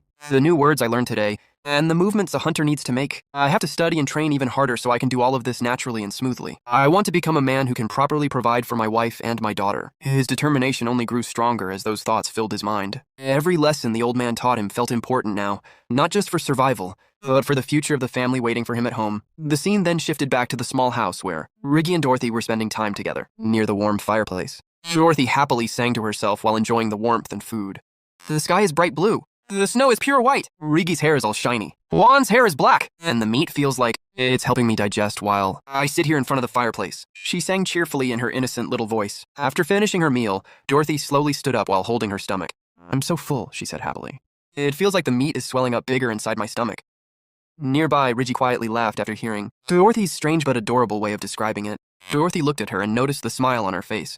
She's been smiling a lot more ever since Juan came, Dorothy thought silently. Before that, we almost never smiled at all. As she watched Riggy laugh so naturally, a warm feeling spread through Dorothy's chest. Just hearing her laugh like this makes me feel warm inside. Like I'm sitting right beside the fireplace, she thought. I hope the food in my stomach digests quickly so I can eat even more. But after those happy thoughts, Dorothy's expression slowly became quieter. A small feeling of uncertainty appeared inside her heart as she started thinking deeply about Juan. But who exactly is Juan? She wondered. Riggy said he's her husband. And if Juan is Riggy's husband, then what is he to me? Her innocent thoughts slowly turned into anxiety. Juan and Riggy aren't really my dad and mom, are they? The warmth she had felt moments ago slowly faded as fear quietly crept into her mind. Are they going to leave me behind too? Just like my father did? Since Juan is Riggy's husband, does that mean he'll only take Riggy with him? Dorothy lowered her gaze as those painful thoughts filled her small heart, even while the warmth of the fire continued burning gently in front of her. What will happen to Dorothy? That uneasy thought echoed through Dorothy's mind as she suddenly woke up from her sleep. Her eyes slowly opened, and she looked around the quiet room in confusion. Where did everyone go? She murmured softly. But the moment she sat up, fragments of an old memory suddenly resurfaced in her mind like a nightmare. She could never fully escape. She remembered hearing a harsh voice speaking to her coldly. Useless girl. If she'd been born a boy, I could have at least made her work. But as she is now, all she can do is eat. It felt like one of the painful memories from her past life, something buried deep inside her heart that still haunted her even now. Dorothy immediately shook her head and looked toward the food anxiously. The meat is safe, she whispered in relief after confirming it was still there. But then another worry instantly appeared in her mind. Then where did Riggy go? At that exact moment, loud shouting suddenly came from outside the house. Don't you dare lie to me. The terrifying voice made Dorothy freeze in fear. Trembling slightly, she carefully peeked outside, and the moment she saw the men standing there, her face turned pale. I've seen these men before, she thought fearfully. They're the ones who always came to threaten and beat up my father. Painful memories began flooding back into her mind one after another. After that, father would always take his anger out on me and my foster mother instead, beating us in their place. Dorothy's body shook nervously as she looked toward Riggy. Is she going to be okay? She wondered desperately. What if they beat her half to death too, just like my foster mother? Outside the house, the yellow-haired man had grabbed Riggy tightly by the hair while aggressively interrogating her. Answer me now. What's that smell? He shouted angrily. You stole our meat, didn't you? Riggy desperately shook her head despite the pain. No, I didn't steal it. My husband was the one who hunted it, she cried out. But the yellow-haired man immediately yelled back in disbelief. What nonsense are you spouting? You think hunting is some easy thing anyone can just do? At that moment, the red-haired man standing nearby spoke up coldly. We should check inside. Let's see what she's been hiding in there. Riggy panicked the moment she heard that. I told you it's not what you think. My husband really did hunt that meat. I'm not lying, please believe me, she begged desperately. However, the three men showed no concern for her words at all. They roughly threw her onto the ground before forcefully entering the house. The moment they stepped inside, their eyes immediately landed on the massive wolfskin Juan had hunted earlier. It's huge, the yellow-haired man muttered in shock. His expression quickly changed into greed. We can sell this for a lot of money. We've struck gold. Then he immediately turned toward the others and ordered, search the whole place. Don't miss a single corner. One of the men quickly looked around before shouting, Hey, there's meat over here. Meanwhile, Dorothy was hiding beneath the bed the entire time, trembling in terror while trying not to make a sound. Her small body shook uncontrollably as the men searched through the house. Then one of them suddenly muttered in disbelief. Did that bastard actually hunt a wolf? At that exact moment, Riggy rushed inside and desperately shouted at them, No! Don't touch that! That belongs to us! The yellow-haired man looked at Riggy and sneered, Look at this bitch. A little while ago, she never would have dared to speak to us like that. Parson shoved her roughly and laughed. Now that she's got a husband, she's showing her teeth. Riggy fell hard onto the ground. She tried to push herself back up, trembling as she lifted her head. At that moment, her eyes landed beneath the bed where Dorothy was secretly hiding.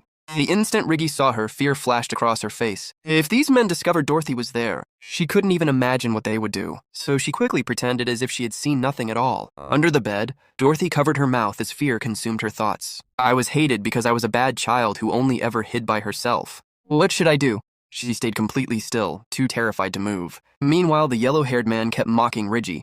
Hey, look at her face! Does she think life is worth living now that she has a different husband? Another man snickered. What if that mountain guardian finds out? Find out what? The yellow-haired man replied carelessly. He doesn't even understand our language anyway. As long as we keep our mouths shut, we're fine. The others continued talking among themselves without the slightest bit of concern. It'll be a problem if we're caught. Mountain guardians are hard to come by. It'd be bad if that guy left. Then the yellow-haired man grabbed Riggy violently and dragged her toward the door. Then we'll just go to the forest. I'll take her, so you guys grab the stuff. Riggy desperately tried to resist, but before she could say anything, the yellow-haired man glared at her coldly. You know what'll happen if you tell your husband, right? We'll come in the middle of the night and burn down the cabin, and everything else with it. After threatening her, the group finally left the house, dragging Riggy away with them. A heavy silence filled the cabin. Slowly, Dorothy crawled out from beneath the bed, her entire body shaking. Tears welled up in her eyes as terrifying thoughts rushed through her mind. Riggy was dragged away. Something bad is definitely going to happen to her. Her breathing became uneven as fear tightened around her chest. What if she doesn't come back? Dorothy tried to scream, but the moment a sound almost escaped her lips, she quickly covered her own mouth with both hands, terrified that the men outside might still hear her. Tears streamed down her cheeks as she curled into herself and cried softly. Where are you, Juan? She whispered through her sobs. Come quickly. After that, Dorothy finally broke down completely and started crying. The scene then shifted to Juan, who was walking back while thinking to himself, today felt like a very long day. His expression looked exhausted. But before he could continue, the old man suddenly called out to him. Juan stopped and respectfully bowed his head toward him. Thank you so much for today, the old man said sincerely. But at that exact moment, Juan heard a faint sound in the distance. The instant it reached his ears, his expression changed completely. He immediately recognized the voice. It was Dorothy crying. A cold feeling rushed through his chest as he suddenly began moving forward in a hurry. Dorothy would never cry like that, he thought. Did something happen at home? If something happened to Riggy or Dorothy, those thoughts repeated endlessly in his mind as he rushed forward at terrifying speed. As soon as Juan arrived at the location, he didn't hesitate for even a second. The very first thing he did was throw a powerful punch straight into the face of the red-haired man, instantly knocking him unconscious. The others froze in shock the moment they saw it happen. Without slowing down, Juan immediately moved toward another man who was wearing a wolf hide over his body. With a single knee strike, Juan completely took him down as well. Then his eyes locked onto the yellow-haired man. Juan grabbed him tightly around the waist and violently slammed him backward onto the ground. Before the man could even react, Juan started beating him mercilessly. Each punch carried terrifying force as rage poured out of him uncontrollably. Inside his mind, Juan's thoughts were darker than ever. Human nature is filthy and ugly. Once they look down on you, it's over. After a moment, Juan slowly stood back up. A cold and overwhelming aura was pouring out from his body, so heavy that everyone around him could feel it. His eyes were filled with pure fury as he thought to himself that he needed to carve fear into these people's minds. If they ever tried something like this again, the consequences would be far worse than today. With that intention, Juan started walking toward the yellow-haired man once more. But suddenly, a sound came from behind him. The moment Juan turned around to look, the yellow-haired man took advantage of the opening and tried to attack him with a weapon. However, Juan instantly caught him before the attack could land. This time, though, it no longer looked like Juan intended to spare him. The anger inside him had already crossed a completely different level. The terrifying pressure around him only grew heavier as he tightly held the man in place. And just as the situation was about to spiral completely out of control, the old man suddenly arrived at the scene and shouted loudly, "I'm telling you to calm down." The old man continued speaking firmly. Can't you see how frightened your daughter is? Hearing those words, Juan immediately turned toward the house. There, standing near the doorway, was Dorothy, still crying uncontrollably. The moment Juan saw her trembling figure, all the rage inside him suddenly faded away. The terrifying pressure surrounding him disappeared as his expression slowly softened. Riggy quietly watched him from the side, her heart still beating fast. He seemed so gentle, she thought to herself, as if he didn't even know how to get angry. But it turns out, he can become frighteningly furious like this. Her eyes slowly drifted toward the men lying beaten on the ground. For a moment, while he was beating those men, he reminded me of my late husband. I wondered if I would end up beaten too, just like those fallen men. A brief wave of fear passed through her body, and fear surged inside me for a moment. But the instant she looked into Juan's eyes again, that fear completely disappeared. Those eyes weren't trying to scare me. what she saw in them was something entirely different. They were the eyes of someone who desperately wanted to protect her. He looks like someone who thinks I'm afraid of him, she realized quietly. Juan slowly walked toward her and softly called her name. At the same time, Rigi lowered her gaze toward herself as countless emotions filled her chest. Why would the reaction of a worthless woman like me matter so much to him? She thought bitterly. Looking at her own trembling body, she continued in her mind. There's nothing left for me to fear anymore. So why am I trembling like this? That's why he thinks I'm afraid of him. Her chest tightened painfully as she looked at Juan's face. Husband, please don't make such a hurt expression. She wanted to tell him clearly that she wasn't afraid of him at all. The words themselves would have been simple to say. Trying to tell you with words that I'm not afraid of you at all would be easy. But since we don't understand each other's language, slowly Rigi reached her hand forward. Softly calling Juan by name, she gently touched his hand. The warmth she felt from his hand instantly spread through her entire body, and with it, all of her fear quietly melted away. For the first time in a very long while, she felt completely safe. It felt as though as long as she stayed beside this person, nothing bad could happen to her. Tears welled up in her eyes as she looked at him, and with a trembling voice filled with emotion, she thanked him. After that, we saw Juan quietly looking toward Rigi, who was still tightly holding onto his hand. In a soft voice, he called out her name, Rigi. At that moment, Rigi had become extremely emotional, unable to properly control her feelings anymore. Without saying anything, she suddenly stepped closer and wrapped her arms around him in a heartfelt hug. Juan looked slightly surprised by her reaction, but then he gently returned the embrace and softly said, Thank you. Hearing those words only made Rigi even more confused inside. In her mind, she could not stop herself from thinking, why is she so grateful? If anyone should be thanking someone, it's me. Not too far away, Dorothy was silently watching the entire scene from a distance. However, unlike the emotional atmosphere between Juan and Rigi, Dorothy looked completely terrified. Her face had gone pale, and her body trembled slightly as if she was still trapped inside a nightmare. Rigi soon noticed her standing there, and immediately pointed toward her while calling out worriedly, Dorothy! The moment she saw Dorothy's condition, Rigi quickly started running toward her without hesitation. Meanwhile, Juan chose to remain outside instead of following behind them. He had no intention of interfering in the matter between the two girls and decided it was better to give them space. As Rigi finally reached Dorothy, she looked at her with concern and gently asked, Dorothy, are you okay? But the moment she got closer, she realized Dorothy's entire body was shaking uncontrollably. Dorothy herself could barely calm down. Inside her mind, countless terrifying thoughts continued repeating again and again. I was the one who asked for help, she thought. But seeing Juan's massive fists swinging right in front of me was terrifying. The horrifying images refused to leave her head. She kept remembering the swollen faces of her stepmother and Rigi after being beaten so badly. Their faces had been covered in horrible bruises of red, blue, and yellow. The more she remembered those painful images, the more fear consumed her heart. Dorothy could not stop imagining that one day, her own face might end up looking exactly the same. That terrifying thought alone was enough to make her feel completely helpless. Soon, tears slowly began falling from Dorothy's eyes. However, even while crying, another painful memory resurfaced inside her head. She remembered the harsh words that had once been said to her. You mustn't cry. If you cry, you'll get beaten even more. Those cruel words had been carved deeply into her heart, to the point that even now she was scared of showing weakness. Struggling to hold back her emotions, Dorothy shakily spoke through her tears, saying that she needed to apologize to Rigi immediately. She believed she had been wrong and needed to tell her that before it was too late. Fearfully, she admitted that she was terrified Rigi might start treating her like a ghost, exactly the same way her stepmother used to treat her in the past. Then, with trembling emotions still visible on her face, Dorothy slowly stretched her hand forward toward Rigi and apologized in a weak voice. I'm sorry for hiding instead of helping you. So please, don't leave me alone. It was my fault. The guilt she had been carrying inside her heart finally burst out all at once. She truly believed she had abandoned Rigi when she needed her the most, and the fear of being left behind again terrified her, more than anything else, however. The moment Rigi heard those words, she immediately pulled Dorothy into a warm embrace, without even hesitating for a second. Holding her tightly, she gently said, Dorothy, what are you talking about? Earlier, when our eyes met, I only pretended not to know you because I was afraid those men would find you. Her voice was soft and comforting, filled with genuine care. She wanted Dorothy to understand that none of this was her fault. Rigi continued reassuring her, Dorothy has absolutely nothing to feel guilty about.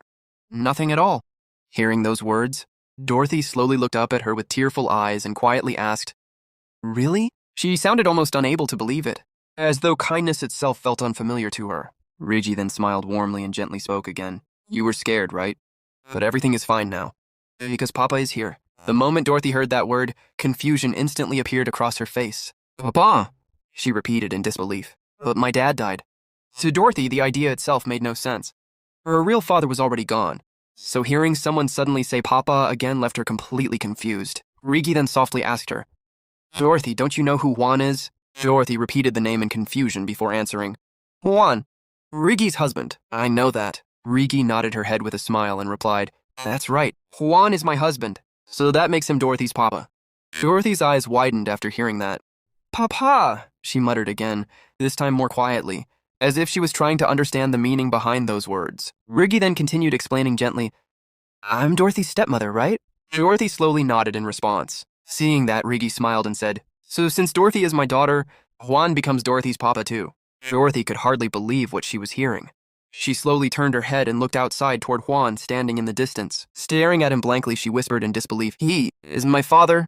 Rigi immediately answered with confidence, Yes, but Juan is different from your old father who died. He isn't someone who beats us. He's someone who protects us. Her words carried a warmth Dorothy had never experienced before. For perhaps the first time in her life, the word father did not sound frightening. Dorothy then looked back toward Juan again, still trying to process everything in her mind. Finally, with innocent confusion in her trembling voice, she asked, So the reason Juan beat those scary men so brutally was because he is Dorothy's papa? Because I asked him to help? Dorothy quietly repeated those words to herself in disbelief. After saying that, she slowly turned her gaze toward the window and looked outside where Juan was standing. A strange warmth began filling her chest, something she had never truly felt before.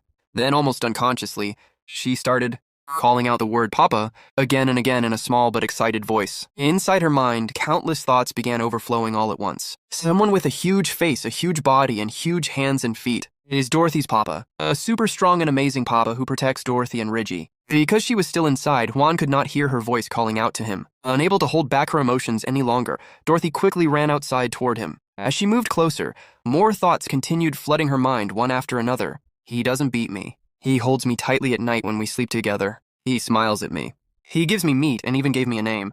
To Dorothy, these simple acts of kindness felt more precious than anything else in the world. Her heart trembled with happiness as she realized something unbelievable. To think that the person who gave me my name is my papa. How wonderful. Still repeatedly calling out, Papa, Papa, Dorothy unknowingly ran closer and closer, until she was finally standing right near Juan. At that moment, Juan turned around and noticed her. The instant he saw Dorothy looking at him with sparkling eyes, while calling him Papa, his expression softened completely. Without hesitation, he immediately pulled her into his arms and lifted her high into the air. Even though he could not fully understand the exact words she was saying, deep inside, he somehow understood the feelings behind them. In his mind, he quietly thought, Dorothy keeps shouting words I don't know. They are definitely words I don't know, but I feel like I understand what they mean. Holding her carefully in his arms, Juan gently patted Dorothy's head with affection. However, after a few moments, his expression suddenly changed slightly as he noticed something strange. What's that smell? He wondered for a second before immediately realizing the truth. Dorothy, she peed herself. Even after noticing it, Juan could not help but smile helplessly. Dorothy looked so innocent and radiant, with happiness that he almost felt bad for even thinking about it. Still, he quickly reminded himself, I need to change her clothes right now, or she'll catch a cold. At that same moment, Rigi finally came running outside as well. The moment she reached them, Juan naturally pulled her into the embrace too, holding both Dorothy and Rigi together in his large arms. The warm scene felt almost like a true family for the first time. However, while being held there, Dorothy suddenly noticed something behind them and immediately shouted, The meat! Her eyes instantly lit up with excitement. Without wasting another second, she hurried toward it so quickly that both Juan and Rigi became confused by her sudden reaction. They watched in surprise as Dorothy rushed toward the pile of bodies, lying on the ground and stopped in front of a basket nearby. Despite being such a tiny child, she immediately tried lifting the heavy basket with all her strength. Naturally, it was far too heavy for someone as small as her, and at first it did not move at all. Even so, Dorothy stubbornly refused to give up. Gritting her teeth, she continued pouring every bit of strength she had into lifting it. Seeing her struggle so seriously, Juan and Rigi both quickly moved forward, planning to help her. But before they could even reach her, Dorothy suddenly managed to lift the basket by herself, little by little. Watching that unbelievable sight, Juan could only stare in shock. Then, deep inside his mind, he muttered in disbelief, Incredible! Her obsession with meat is truly terrifying. Seeing Dorothy struggle so desperately with the heavy basket, Juan immediately stepped forward to help her. Dorothy turned around the moment she sensed his presence behind her. And the instant she looked at her father, her eyes sparkled with excitement once again. Juan easily grabbed the basket and helped lift it together with her, watching the child look at him with such admiration. Over something as simple as carrying a container filled with meat made Juan feel strangely amused inside. Deep in his mind, he quietly thought, to get a look like that from a child over a single container of meat, becoming a hero is remarkably easy. At the same time, Riggy spoke from the other side and called out to them, bring the meat inside now. Take Dorothy inside too, since it's dangerous out here. Hearing her words, Juan nodded calmly. Soon after, we saw the three of them heading back, inside the room together while carrying the meat with them. The atmosphere inside felt far warmer and safer compared to the terrifying chaos outside. After taking care of everything inside, Juan eventually stepped back out alone. The moment he returned outside, the warmth in his expression completely disappeared, replaced by an intense anger burning deep within him. He still had no intention of forgiving the three men lying there. In his mind, he wanted to finish them off completely so they could never threaten his family again. However, before he could act on those violent thoughts, the old man suddenly stepped forward to stop him and firmly said, "You must not beat or kill people anymore." Hearing those words, Juan immediately looked toward him and coldly replied, "Are you telling me not to kill them?" Even while speaking, he continued thinking deeply to himself. Right. It would become a problem if I were arrested or turned into a slave again. That single thought alone forced him to calm down slightly. He could no longer act only for himself anymore. Things had changed now. Juan glared furiously at the defeated men lying before him and muttered, through clenched teeth, "You bastards!" However, inside his mind, his thoughts became even darker. Because I'm not alone anymore, but I will remember your faces perfectly. If our paths cross again, a fate worse than death will be waiting for you. His killing intent had not disappeared at all. He was only forcing himself to hold it back for now. After calming himself slightly, Juan looked around and noticed the supplies scattered outside. He then thought, I should at least take these. These are essential items in the mountains, where you have to be self-sufficient. Survival in the mountains depended heavily on resources, and wasting useful supplies would only make life harder for them later. At that moment, Juan glanced back toward the inside of the house through the doorway. There, he could see Riggy and Dorothy together, both looking genuinely happy and safe. The sight instantly softened his expression. For a brief moment, all the rage inside him quietly settled down. Without another word, he gathered the remaining supplies lying outside and carried them back inside. As he walked back toward the room where his wife and daughter were waiting for him, a powerful thought echoed deeply within his heart. Losing a family once is more than enough. His eyes slowly hardened with determination as he continued thinking, no matter what happens, at the very least I will protect these two. Juhan gently ran his hand through Riggy's hair, staring at her wounds with a troubled expression. Deep down, he couldn't help but think that if only he knew healing magic, he would have been able to heal all of her injuries instantly. The thought left him feeling disappointed in himself. Sensing his concern, Riggy softly placed her hand on his cheek and reassured him that she was completely fine. Then, using both of her hands, she gently stretched the corners of his lips into a smile. Yuhan looked confused by her sudden action, but at the same time, he couldn't help feeling a little happier. Without warning, Juhan suddenly lifted Riggy into his arms. Startled, she looked at him in confusion. Embarrassed? Yuhan quickly explained that the floor was too cold for her to sit on. However, as he looked closer, something immediately caught his attention. The injury marks on Riggy's face had completely disappeared. Yuhan's eyes widened in shock. He began wondering if all the magic training he had been doing earlier was finally starting to show results. As the realization sank in, excitement filled his face. Finally, I can use healing magic. Meanwhile, Riggy simply stared at him, completely confused about why he looked so happy all of a sudden. The scene then shifts to the next day at a different location. Has this bird-brained idiot completely lost his mind? An angry woman shouted while kicking a rooster nearby. He doesn't even recognize his own master, and keeps sticking his beak into everything. Standing beside her, a man calmly replied, "Does giving some fabric to the mountain guardian really bother you that much?" The woman immediately turned toward him with frustration. Even so, there was no need to give him fabric, too. I saved that fabric for 10 whole years. I know, the man answered. But it couldn't be helped. He looked like someone who was used to fighting. After a brief pause, his expression grew serious. If more people get hurt or die, this year's harvest will be completely ruined. Foolish woman, you're only looking at what's right in front of you. You don't see the bigger picture. The woman crossed her arms and glared at him. And just how big is this so-called bigger picture that you're willing to give away, my precious fabric, so easily? The village chief slowly smiled. I saw it clearly yesterday. Not only did he have beast bite, wounds that weren't there when he first arrived. His eyes narrowed, but those wounds were healing at an unbelievable speed. At that moment, everything clicked in his mind. What Gus said must be true. The mountain guardian is a mage, and not just any mage, but a healing mage. A greedy smile slowly appeared on his face. I need to handle him very carefully. Even nobles would desperately want a healing mage this powerful. His smile widened further. And if royalty finds out about him, I could make a fortune from it. The thought alone filled him with excitement.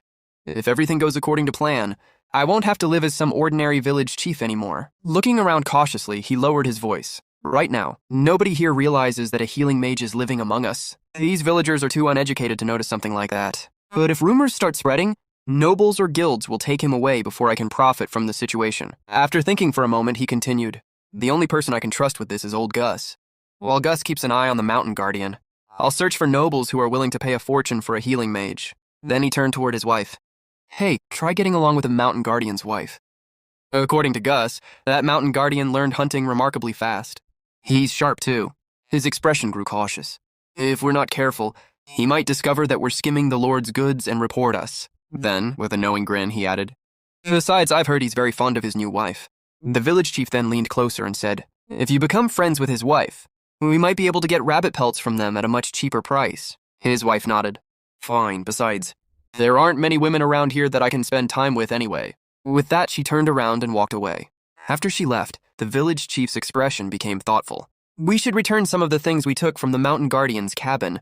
He stared into the fire for a moment before continuing. Compared to everyone we've brought here before, he's on a completely different level. His voice grew serious. If we don't handle this properly now, it could become a major problem later. As he tossed another piece of firewood into the flames, he let out a sigh. It's a shame, but it can't be helped.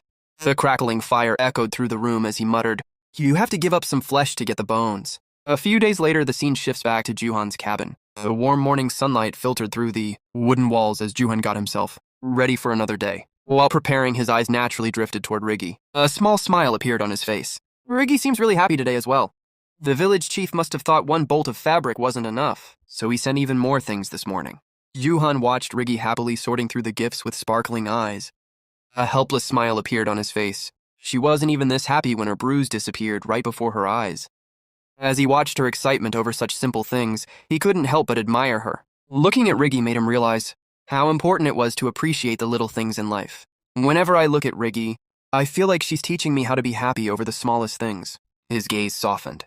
And that's why I love her. A warm smile spread across his face. A woman like her is my whole life. After finishing his preparations, Juhan turned toward Riggy. I'm heading out now. As usual, Riggy immediately repeated his words back to him in her adorable way. The two exchanged a few more affectionate words, completely lost in their own lovey-dovey atmosphere. Eventually, Juhan stepped outside. Standing at the doorway, Riggy waved goodbye as he walked away. A short while later, Juhan arrived at Old Gus's house. Old Gus had told him that today they would be going rabbit hunting. However, as Juhan thought about it, a complicated expression appeared on his face. Would they actually be able to catch a rabbit? More importantly, would he really be able to kill one? The problem wasn't the hunting itself. The problem was Dorothy. That rabbit-like girl always seemed to be asking for meat. And somehow every time Juhan imagined a rabbit, Dorothy's face immediately appeared in his mind. Trying to shake away the thought, he took a deep breath. I'm a hunter. I shouldn't be this soft-hearted. But no matter how hard he tried, the image wouldn't disappear. Whenever he imagined a rabbit, he could only see his rabbit-like wife. I can't help but think of my rabbit-like wife. He buried his face in his hands. So how am I supposed to kill it? After clearing his thoughts as best he could, Juhan followed the trail deeper into the forest. The tall trees cast long shadows across the ground as he moved forward. If we do catch one, he sighed. I hope it's hideous. Just then, deep within a patch of dense bushes, something stirred. Two crimson-red eyes slowly appeared from the darkness. Something was watching them. Juhan stepped out of the cabin and took a long, refreshing breath of air. The morning was peaceful, and for the first time that day, he felt like he had a moment to himself. I've already fetched the water and chopped all the firewood, he muttered, but I still have some time left. He stretched his arms above his head and looked toward the sky. After a moment of thought, an idea crossed his mind. Maybe I should practice magic. Ever since arriving in this strange world, using healing magic had become surprisingly easy for him. Minor bruises, cuts, and injuries could be healed with little effort. However, there was one type of magic he still couldn't control. Fire magic. Since then, healing bruises and other injuries has become easy, he said to himself. But I still can't create even a single spark of fire. His thoughts immediately returned to the battle with the wolf. Back then, when his life had been in danger, he had somehow managed to produce fire. So why did it work that time? He wondered. Juhan crossed his arms and thought carefully. Was it because it was an emergency? Did I only manage to use it because I was desperate? The possibility seemed reasonable. Taking a deep breath, he closed his eyes and focused on the energy flowing through his body. He tried to feel the same sensation he had felt during the fight. Slowly, he raised his hand. Firestorm! Nothing happened. The area remained completely silent. Not even a tiny spark appeared. Yuhan stared at his empty hand before letting out a sigh. I'm not disappointed. He shrugged. I wasn't expecting much anyway. Still, he couldn't help feeling slightly frustrated. If he could use fire magic properly, Dorothy would absolutely love it. Healing magic wasn't exciting. It didn't glow dramatically. It didn't create explosions or sparks. It didn't make any impressive sounds. To Dorothy, healing magic was boring. I really wanted to show her some fire magic, he admitted. What a shame. Then suddenly, crack, a tiny spark appeared above his palm. Yuhan's eyes widened. Huh? The spark flickered weakly before turning into a small flame. He immediately focused on it. So it worked. A smile slowly appeared on his face. He had finally succeeded. Unfortunately, the fire was incredibly small. The flame was barely larger than the one produced by an ordinary lighter. Yuhan stared at it for a few seconds. This is disappointing. The flame danced weakly above his hand. I finally managed to create fire, but it's this small. Before he could complain any further, the cabin door slowly opened. Dorothy stepped outside while rubbing her sleepy eyes. She looked like she had just woken up from a nap. At first, she didn't notice anything unusual, but as her eyes gradually focused, she suddenly froze. Her mouth opened. Dad's hand is making fire! Her sleepy expression disappeared instantly. Now she looked completely awake. Dad is using fire magic! She pointed excitedly at Yuhan's hand. Yuhan laughed nervously. Dorothy, you're standing a little too close. The little girl ignored him completely.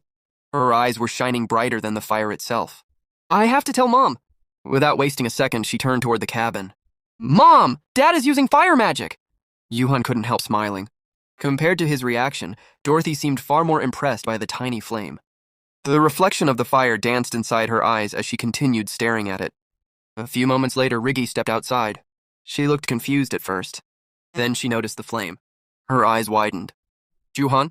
She stared at his hand. Fire is coming from your hand. Dad is using fire magic, Dorothy proudly announced again. Riggy looked genuinely surprised. Yuhan glanced at both of them. Riggy was impressed. Dorothy was practically overflowing with excitement.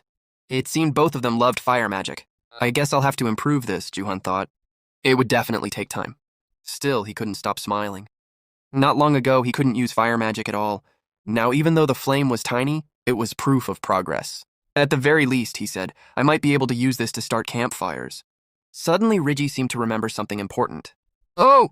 Without another word, she turned around and headed back inside the cabin. Dorothy blinked. Then she quickly followed after her. Mom, wait! Yuhan watched both of them disappear inside. Already done watching? A moment ago, they had looked fascinated. Now they were gone. Standing alone, Yuhan looked down at the flame. I worked hard to make this. Then another problem entered his mind. How do I turn it off? He stared at the fire. The flame continued burning peacefully. Yuhan waved his hand around. Nothing happened. He shook his arm. Still nothing. The fire remained exactly where it was. This is a problem. He tried several more times. Nothing worked. Finally, he gave up. Whatever. He shrugged. It'll probably go out on its own. The instant he finished speaking, poof, the flame disappeared. Yuhan blinked. Seriously? A few seconds passed. Then he sighed. The magic in this world is really weird. Shaking his head, he returned to the cabin. As he approached the entrance, he noticed Dorothy standing near a bucket. It was the bucket containing their remaining meat. Dorothy? The little girl looked into the bucket with a sad expression. This meat is so small. She sounded genuinely heartbroken. Riggy couldn't stop herself from laughing. Yuhan looked inside the bucket. The amount of meat remaining was indeed very small. No wonder Dorothy looked depressed. The girl loved meat more than almost anything. Seeing her reaction, Yuhan smiled. Don't worry. Dorothy immediately looked up. Dad will definitely bring home rabbit meat today. Just then, a familiar voice called out. Yuhan. Yuhan turned around. An old man was standing nearby.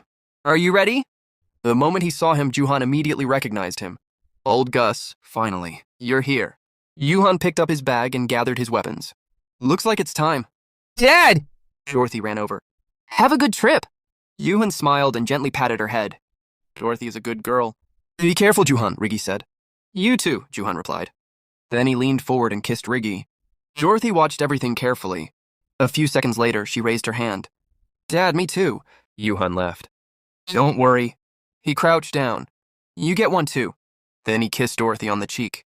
The little girl immediately smiled. Mission accomplished. As Juhan stood up, he suddenly sniffed the air. Hmm? He looked suspiciously at Dorothy. Why do you smell like meat?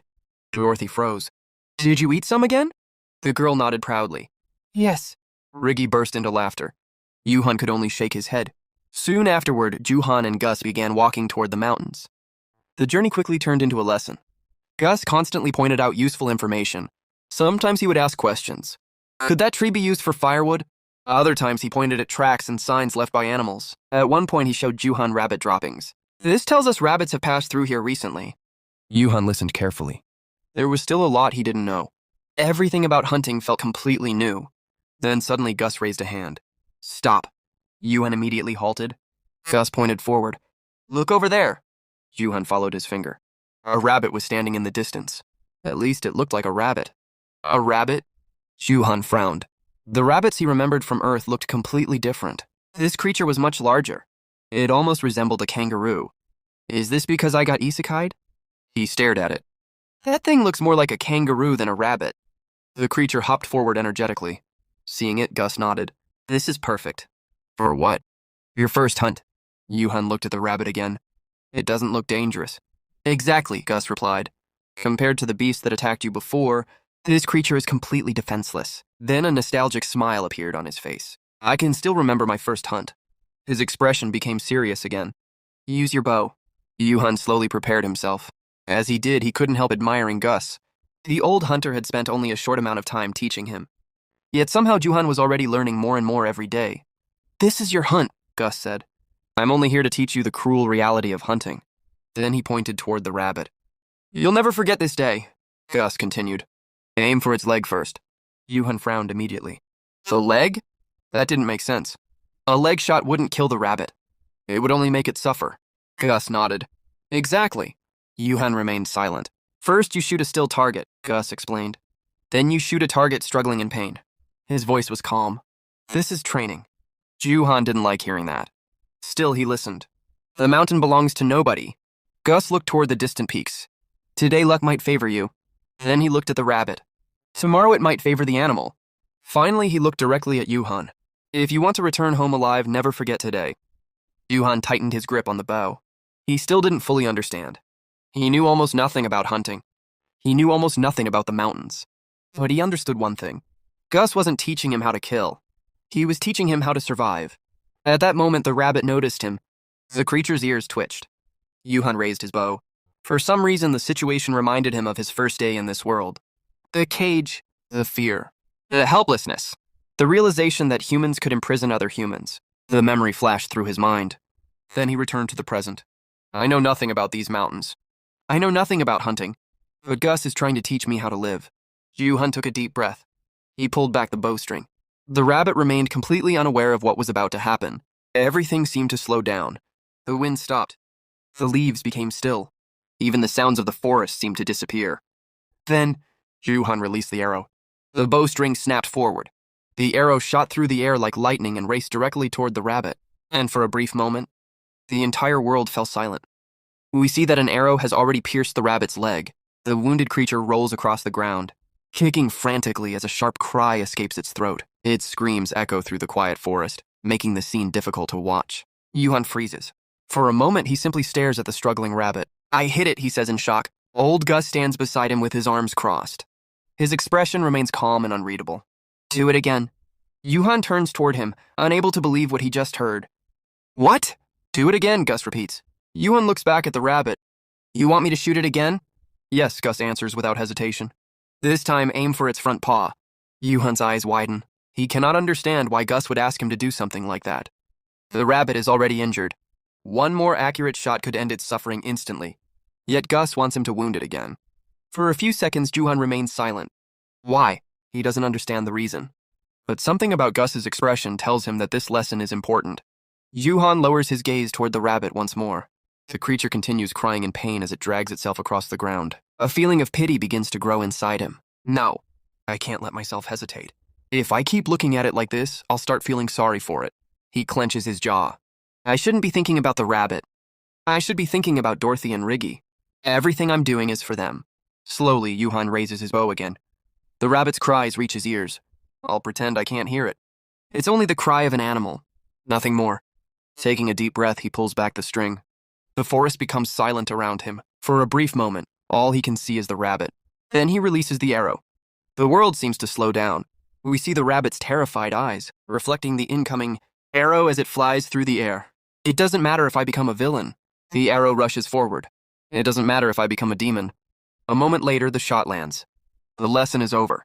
Some time passes. The sun has begun to sink lower in the sky. Yuhan and old Gus sit together in silence. Neither of them speaks for several moments. Yuhan stares at the ground. His thoughts remain fixed on what happened earlier. Finally, he breaks the silence. Even though I could have ended its life instantly.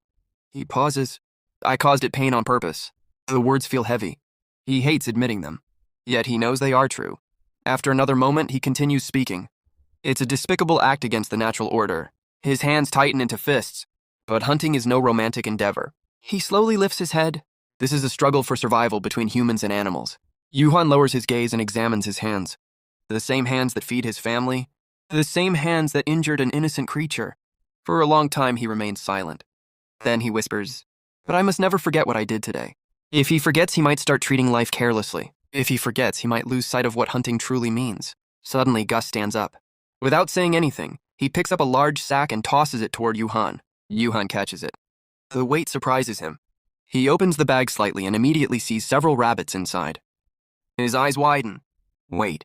He looks up. All of them? Gus simply smiles. Take them. Yuhan blinks. Seriously? Gus nods. They're yours. For a moment, Yuhan doesn't know what to say. This amount of meat could feed his family for quite some time. A warm feeling fills his chest. Thank you. Gus waves his hand dismissively. Don't mention it. Then his expression changes. Now let's deal with the last rabbit. Yuhan looks around. The last one? Gus points toward a nearby patch of grass. Over there. Yuhan follows his finger. A rabbit is standing alone in the distance. Something about it immediately catches his attention. It looks different. Very different. Unlike the others, this rabbit seems healthier and more alert. Yuhan places his sack on the ground. His hand reaches for his bow. But before he can take aim, a thought enters his mind. Why do we need to kill it?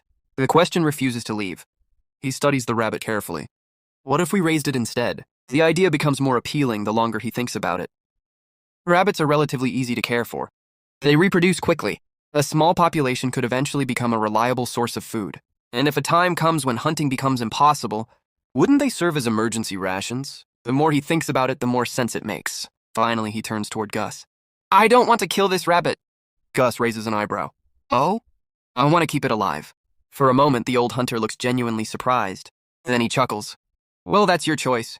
Yuhan smiles slightly. Gus reaches into his belongings and pulls out another sack. If you're going to keep it, you'll need to catch it first. He hands the bag over. Use this. Yuhan accepts it. Thanks. Then he crouches low to the ground. The rabbit watches him cautiously.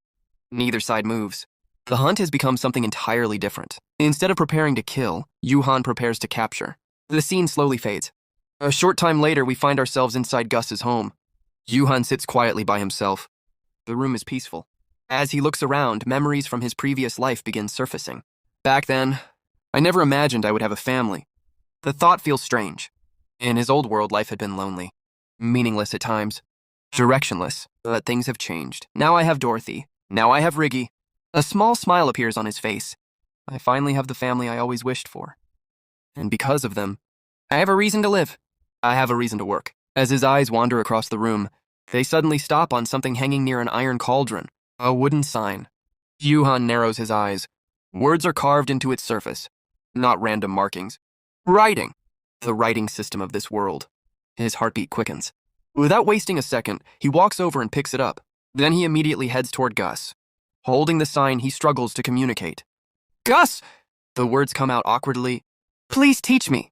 Gus looks at him. I want learn. The old man blinks. You want to learn how to read? Yuhan nods eagerly. Yes. For a moment, Gus says nothing. Then he turns around and begins searching through some old belongings. Eventually, he finds several items. One of those won't be enough. He places them on the table. You'll need these too. Yuhan's eyes brighten. Thank you. Now sit down. Yuhan immediately obeys. Before long, he begins practicing on sheets of paper, while Gus watches nearby. As he observes the younger man, Gus cannot help but think, he's a strange fellow. What would he even use reading for? Then another memory surfaces. I never expected I'd still have these things. They were supplies he had purchased long ago, back when he dreamed of earning military merit and entering the service of a noble family, a dream that never came true. A bitter smile crosses his face. It took me years to learn how to read. If I'd known my life would turn out like this, I probably wouldn't have bothered. The thought lingers for a moment. Then he shakes his head. No. There's no point dwelling on the past. His attention shifts toward a much more pressing matter. Goblins. The mountains have been too quiet recently, and that worries him. It's time to start scouting again. Those creatures must have a village hidden somewhere deep in the mountains.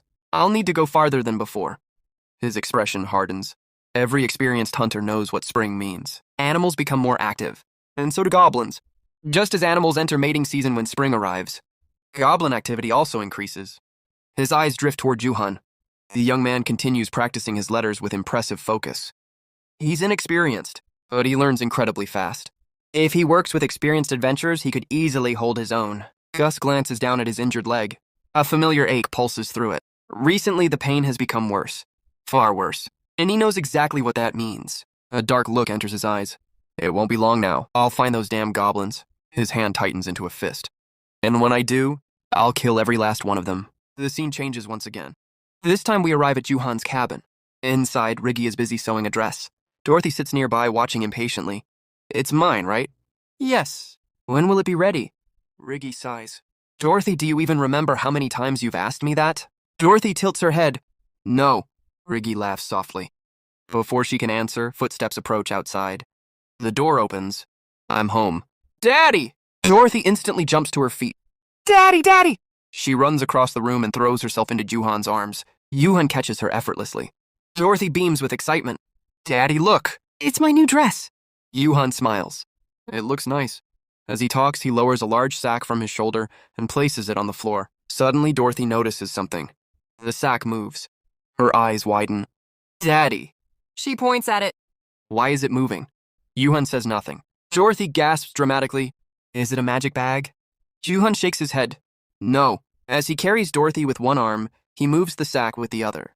Dorothy giggles. Daddy, you're so strong. Riggy nods. That's true. Curious, she walks over to the bag. Then she unties it. The moment the opening loosens, something explodes out of the sack. Ah! Riggy stumbles backward and falls onto the floor. A rabbit shoots across the room at incredible speed. Everyone freezes. Dorothy stares in amazement. The creature doesn't look normal at all. Then she notices something unusual. Her eyes grow even wider. She points directly at the rabbit. Daddy! What? That rabbit is weird. Juhan follows her gaze. Dorothy's finger remains fixed on the creature. Then she shouts excitedly, It has horns! We see Dorothy staring excitedly at the horned rabbit. So cute, she says. Riggy quickly steps forward. Dorothy, don't come any closer! Dorothy tilts her head in confusion. Why? Riggy points at the rabbit. It has horns. That means it could be dangerous. Despite saying that, Riggy slowly approaches the rabbit herself. Don't worry. I'll catch it for you. Whoa! Dorothy exclaims excitedly. Riggy closes her eyes and carefully reaches toward the rabbit. Then suddenly, her eyes snap open in surprise. The rabbit is already in her hands. Did I catch it? She looks completely confused. Still, it's a rabbit. There's no way it'd be caught this easily. At that moment, the rabbit begins trembling violently. Wait a minute. Riggy looks closer and immediately notices the injuries covering its body. The rabbit isn't struggling because it's aggressive. It's shaking because it's hurt. Dorothy's expression instantly changes. Is the bunny hurt? After a brief pause, she becomes visibly worried. What do we do? The bunny is hurt. She quickly turns toward Juhan. Dad, is the rabbit hurt? Juhan looks surprised by the sudden question. Let me see. He reaches out his hands. Give it to me for a moment. Riggy carefully hands the rabbit over. Juhan gently holds the small creature and begins examining its injuries. After confirming the wounds, he raises one hand. A faint glow begins gathering around it. Riggy watches curiously. Juhan starts using healing magic. Soft light flows into the rabbit's body, and slowly the wounds begin closing. The cuts disappear. The trembling stops. Within moments, the rabbit looks completely healthy again. Riggy's eyes widen. Ooh, the bunny isn't hurt anymore! She looks at Juhan with admiration. Dad, you're amazing. Then she quickly adds, Really amazing. Dorothy immediately wraps her arms around Juhan. Hearing the praise from both of them makes him incredibly happy. A faint blush appears on his face. For a moment, he simply enjoys the warmth of his family. Afterward, Juhan bends down and prepares to place the rabbit on the floor. However, Dorothy suddenly stops him. Wait! She runs off and quickly returns carrying a small basket. Holding it out proudly, she says, "Put the bunny in here."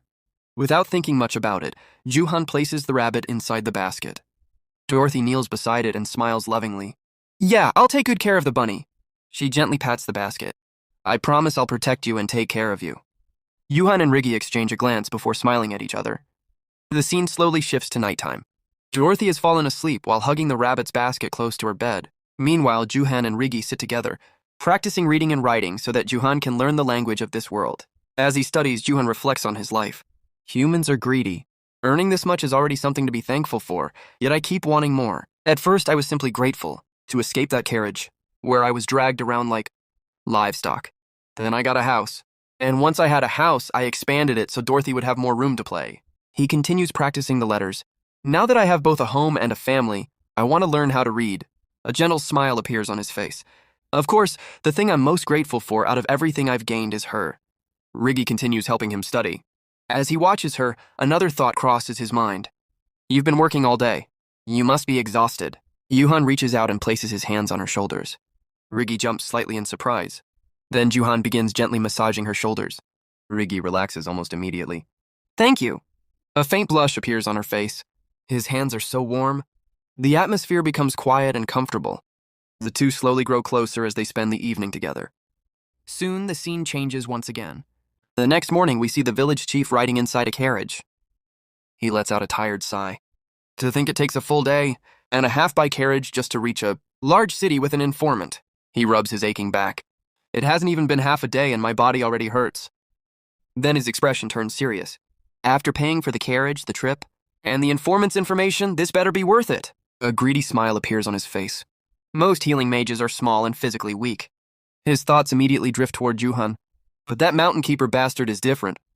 I've never seen anyone as huge and strong as him. The smile grows wider. With someone like that, I could easily earn at least a dozen gold coins. Elsewhere inside the carriage, two passengers are discussing recent events. Then what's going to happen? Shouldn't we summon a hero as well? The other man shrugs. It seems our country has already attempted to summon a hero several times. The first man leans closer. I heard the temple successfully summoned one. What if the hero that appeared in the enemy country is fake? The second man laughs. Honestly, we don't even know whether heroes truly exist. How can we believe in someone who supposedly lived hundreds of years ago? They say the hero looks different from normal people. If they're fake, they'll be exposed soon enough. Hearing the conversation, the village chief frowns. I'd forgotten that this area is close to the enemy country. I've spent so much time in the village that I stopped paying attention. His expression becomes anxious. I need to sell the information, get the money, and return as quickly as possible. There's no telling when the enemy might attack. The carriage continues moving down the road. The scene shifts once more. Back at home, Dorothy is playing with the rabbit. She crouches beside its basket. You're bored, aren't you? She giggles. I'll play with you. Just then, Riggy walks into the room. Dorothy, that's not for eating. Dorothy looks confused. Mommy, are you silly? Riggy blinks. I know baby bunnies aren't for eating. Riggy points toward Dorothy's mouth. If you know that, then wipe the drool first. Dorothy quickly wipes her mouth. Then she suddenly remembers something. Oh, bunny food! She jumps to her feet. Mommy, I'm going to feed the bunny! As soon as she steps outside, she notices something unusual. Her eyes widen. We already have a house. She looks toward Juhan, who is busy working nearby. Why is Dad building a fence? A moment later, she remembers why she came outside. Oh, right. I came out to feed the bunny. Ha ha! She happily runs toward the rabbit enclosure. When she arrives, she stares at the larger rabbits inside. It really is big and ugly. Nevertheless, she places the food down for them. Afterward, she kneels beside her own rabbit. I'm busy today, so you have to eat by yourself and be a good bunny. Got it? She carefully divides the food equally. Then a thought suddenly crosses her mind. It looks like Dorothy can use magic, too. A huge smile appears on her face. I'll have to brag to Dad when he gets back. Her imagination begins running wild. Maybe I can use magic on wolf meat, too. She becomes increasingly excited just thinking about it. Meanwhile, the scene shifts to Riggy. She is sitting inside the house while holding a preserved wolf head and several pelts. A merchant caravan should arrive in the village soon. She looks worried. It'll be a big problem if we can't buy the things we need. Her eyes move toward a wolf pelt nearby, especially since merchants love wolf pelts. A gentle smile appears on her face. This was the first thing Juhan ever hunted. I don't want to sell it. But reality quickly returns. There are still so many things we need to buy. She begins counting on her fingers. I'd like to get more clothes for Juhan. He needs shoes too. And it would be nice to have more water buckets, pots, and cooking ingredients. After thinking for a while, she sighs. One rabbit pelt definitely isn't enough. Determined, Riggy ties back her hair, grabs a pair of scissors, and starts working. Sometime later, the front door opens. I'm home! Juhan's voice echoes through the house. Dorothy immediately runs toward him. Dad! Riggy also turns toward him. You're back. But the moment Juhan looks at Riggy, he freezes. His eyes widen in surprise. Dorothy points dramatically at her mother and shouts, Mommy's hair is gone. Juhan stares at Riggy in complete surprise. Her appearance has changed so much that, for a moment, he almost doesn't recognize her. Standing nearby, Dorothy begins circling around her mother with wide, curious eyes. Where did it go? She asks, Your hair! Riggy smiles awkwardly. I cut it. Dorothy immediately pouts. Why? Your long hair was so pretty. Juhan's expression slowly changes as he begins to understand what happened. Don't tell me! Dorothy lowers her head. I felt bad for your hair. Juhan quietly walks toward Riggy. Without saying a word, he gently places his hand against her cheek. Riggy? I'm sorry. Riggy blinks in confusion. She doesn't understand why he is apologizing. As she looks into his eyes, a thought crosses her mind. He really is a strange man. In this world, long hair isn't simply a matter of beauty. Most women grow their hair because it can be sold whenever their family desperately needs money. It is another way to survive. Most people would never apologize for someone cutting their hair. Yet Juhan does. His concern isn't about the money. It's about her. Riggy feels her vision becoming blurry. Most women only grow their hair out as a way to make a living. But his words are so kind that for some reason, tears are starting to fall. Unable to stop herself, she steps forward and wraps her arms around Juhan. She hugs him tightly. I'm not crying because I'm sad. She buries her face against his chest. I'm crying because I'm happy. A gentle smile appears on her face. My heart feels so warm. Juhan quietly hugs her back without saying another word. Nearby, Dorothy watches the two of them with a huge smile. Seeing her parents together makes her happier than anything else. After a short while, the scene changes. Juhan, Riggy, and Dorothy are now heading toward the nearby town. Dorothy is sitting on Juhan's shoulders with an excited smile. She looks back at Riggy. Mom, get on too. Riggy laughs softly. It's okay. It'll be too heavy if I get on as well. Juhan smiles before adjusting Dorothy on his shoulders. The three of them continue walking together while chatting and laughing. The atmosphere feels peaceful. A little later, they arrive inside the bustling town. The streets are crowded with merchants, travelers, children, and adventurers. People are shouting from every direction while customers move from stall to stall. For Juhan, the sight feels strangely familiar. Dorothy's eyes sparkle with excitement. I want to eat something delicious. Meanwhile, Juhan quietly looks around the busy streets. How long has it been since I walked through a crowded town like this? Was it Christmas? Before I came to this world, memories from his previous life begin resurfacing. Back then, I walked through crowds completely alone. He looks toward Riggy walking beside him. Then he glances up at Dorothy happily sitting on his shoulders. But now, I have a wife walking beside me, and a daughter who's so excited just to be here. A smile naturally forms on his face. So, this is what it feels like to walk together as a family. Before he can think any further, Dorothy suddenly points toward a nearby stall. Dorothy wants to look at this! She jumps down and runs toward it. Around the shop, merchants continue calling out to customers. Come on, step right up. I pay top dollar. Just as Dorothy reaches the stall, she suddenly freezes. Standing nearby is a young boy around her age. The two children silently stare at each other. After a few seconds, Dorothy tilts her head. He looks like him. The little boy looks confused. What are you talking about? Nearby, Riggy smiles as she watches Dorothy interact with another child. Meanwhile, Juhan quietly wonders, what does she mean? Does that boy look like me? His thoughts are interrupted as Riggy approaches a merchant. She carefully places several rabbit pelts on the counter. The shopkeeper quietly examines them. Then he sighs dramatically. Oh dear, we've been getting a lot of rabbit pelts lately. The price has dropped. Riggy looks slightly disappointed. Oh, really? Inside, however, the merchant is thinking something completely different. The fur is glossy. It's thick. The quality is excellent, but I can't let her know that. Keeping a straight face, he says, I'm afraid I can only exchange these for a few cheap goods. Riggy's shoulders slowly drop. The merchant smiles inwardly. Perfect. She's almost convinced. I'll hand her some worthless items and make a huge profit. Just then, he notices someone standing behind Riggy. Juhan. The merchant's smile instantly disappears. His eyes widen. He's huge. I've never seen such a giant before. Without realizing it, he keeps staring at Juhan, As he reaches toward the rabbit pelts, Yuhan suddenly grabs his wrist.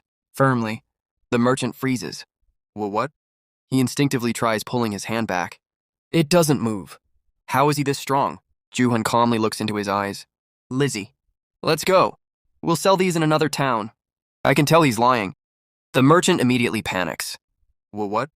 You're leaving? Riggy looks surprised. The next town is pretty far away. Yuhan nods. That's fine. The merchant starts sweating. That giant isn't just strong. He completely cut off my bargaining before I even had the chance. Yuhan calmly explains, the rabbit pelts are in excellent condition. That man lied to you. Rigi blinks. He lied? The merchant hurriedly waves both hands. Leet? Who's lying? I was only telling you the market price. At that moment, Rigi finally realizes what almost happened. Since I don't know much about the outside world, he tried buying them for almost nothing. The merchant quickly changes his attitude. All right. I'll take a loss on this deal. I'll include salt, a cooking pot, and even a full set of men's clothes. Inside, he desperately wonders, why am I doing this? Rigi gently shakes her head. Yuhan, let's leave. Let's find someone who'll pay us honestly.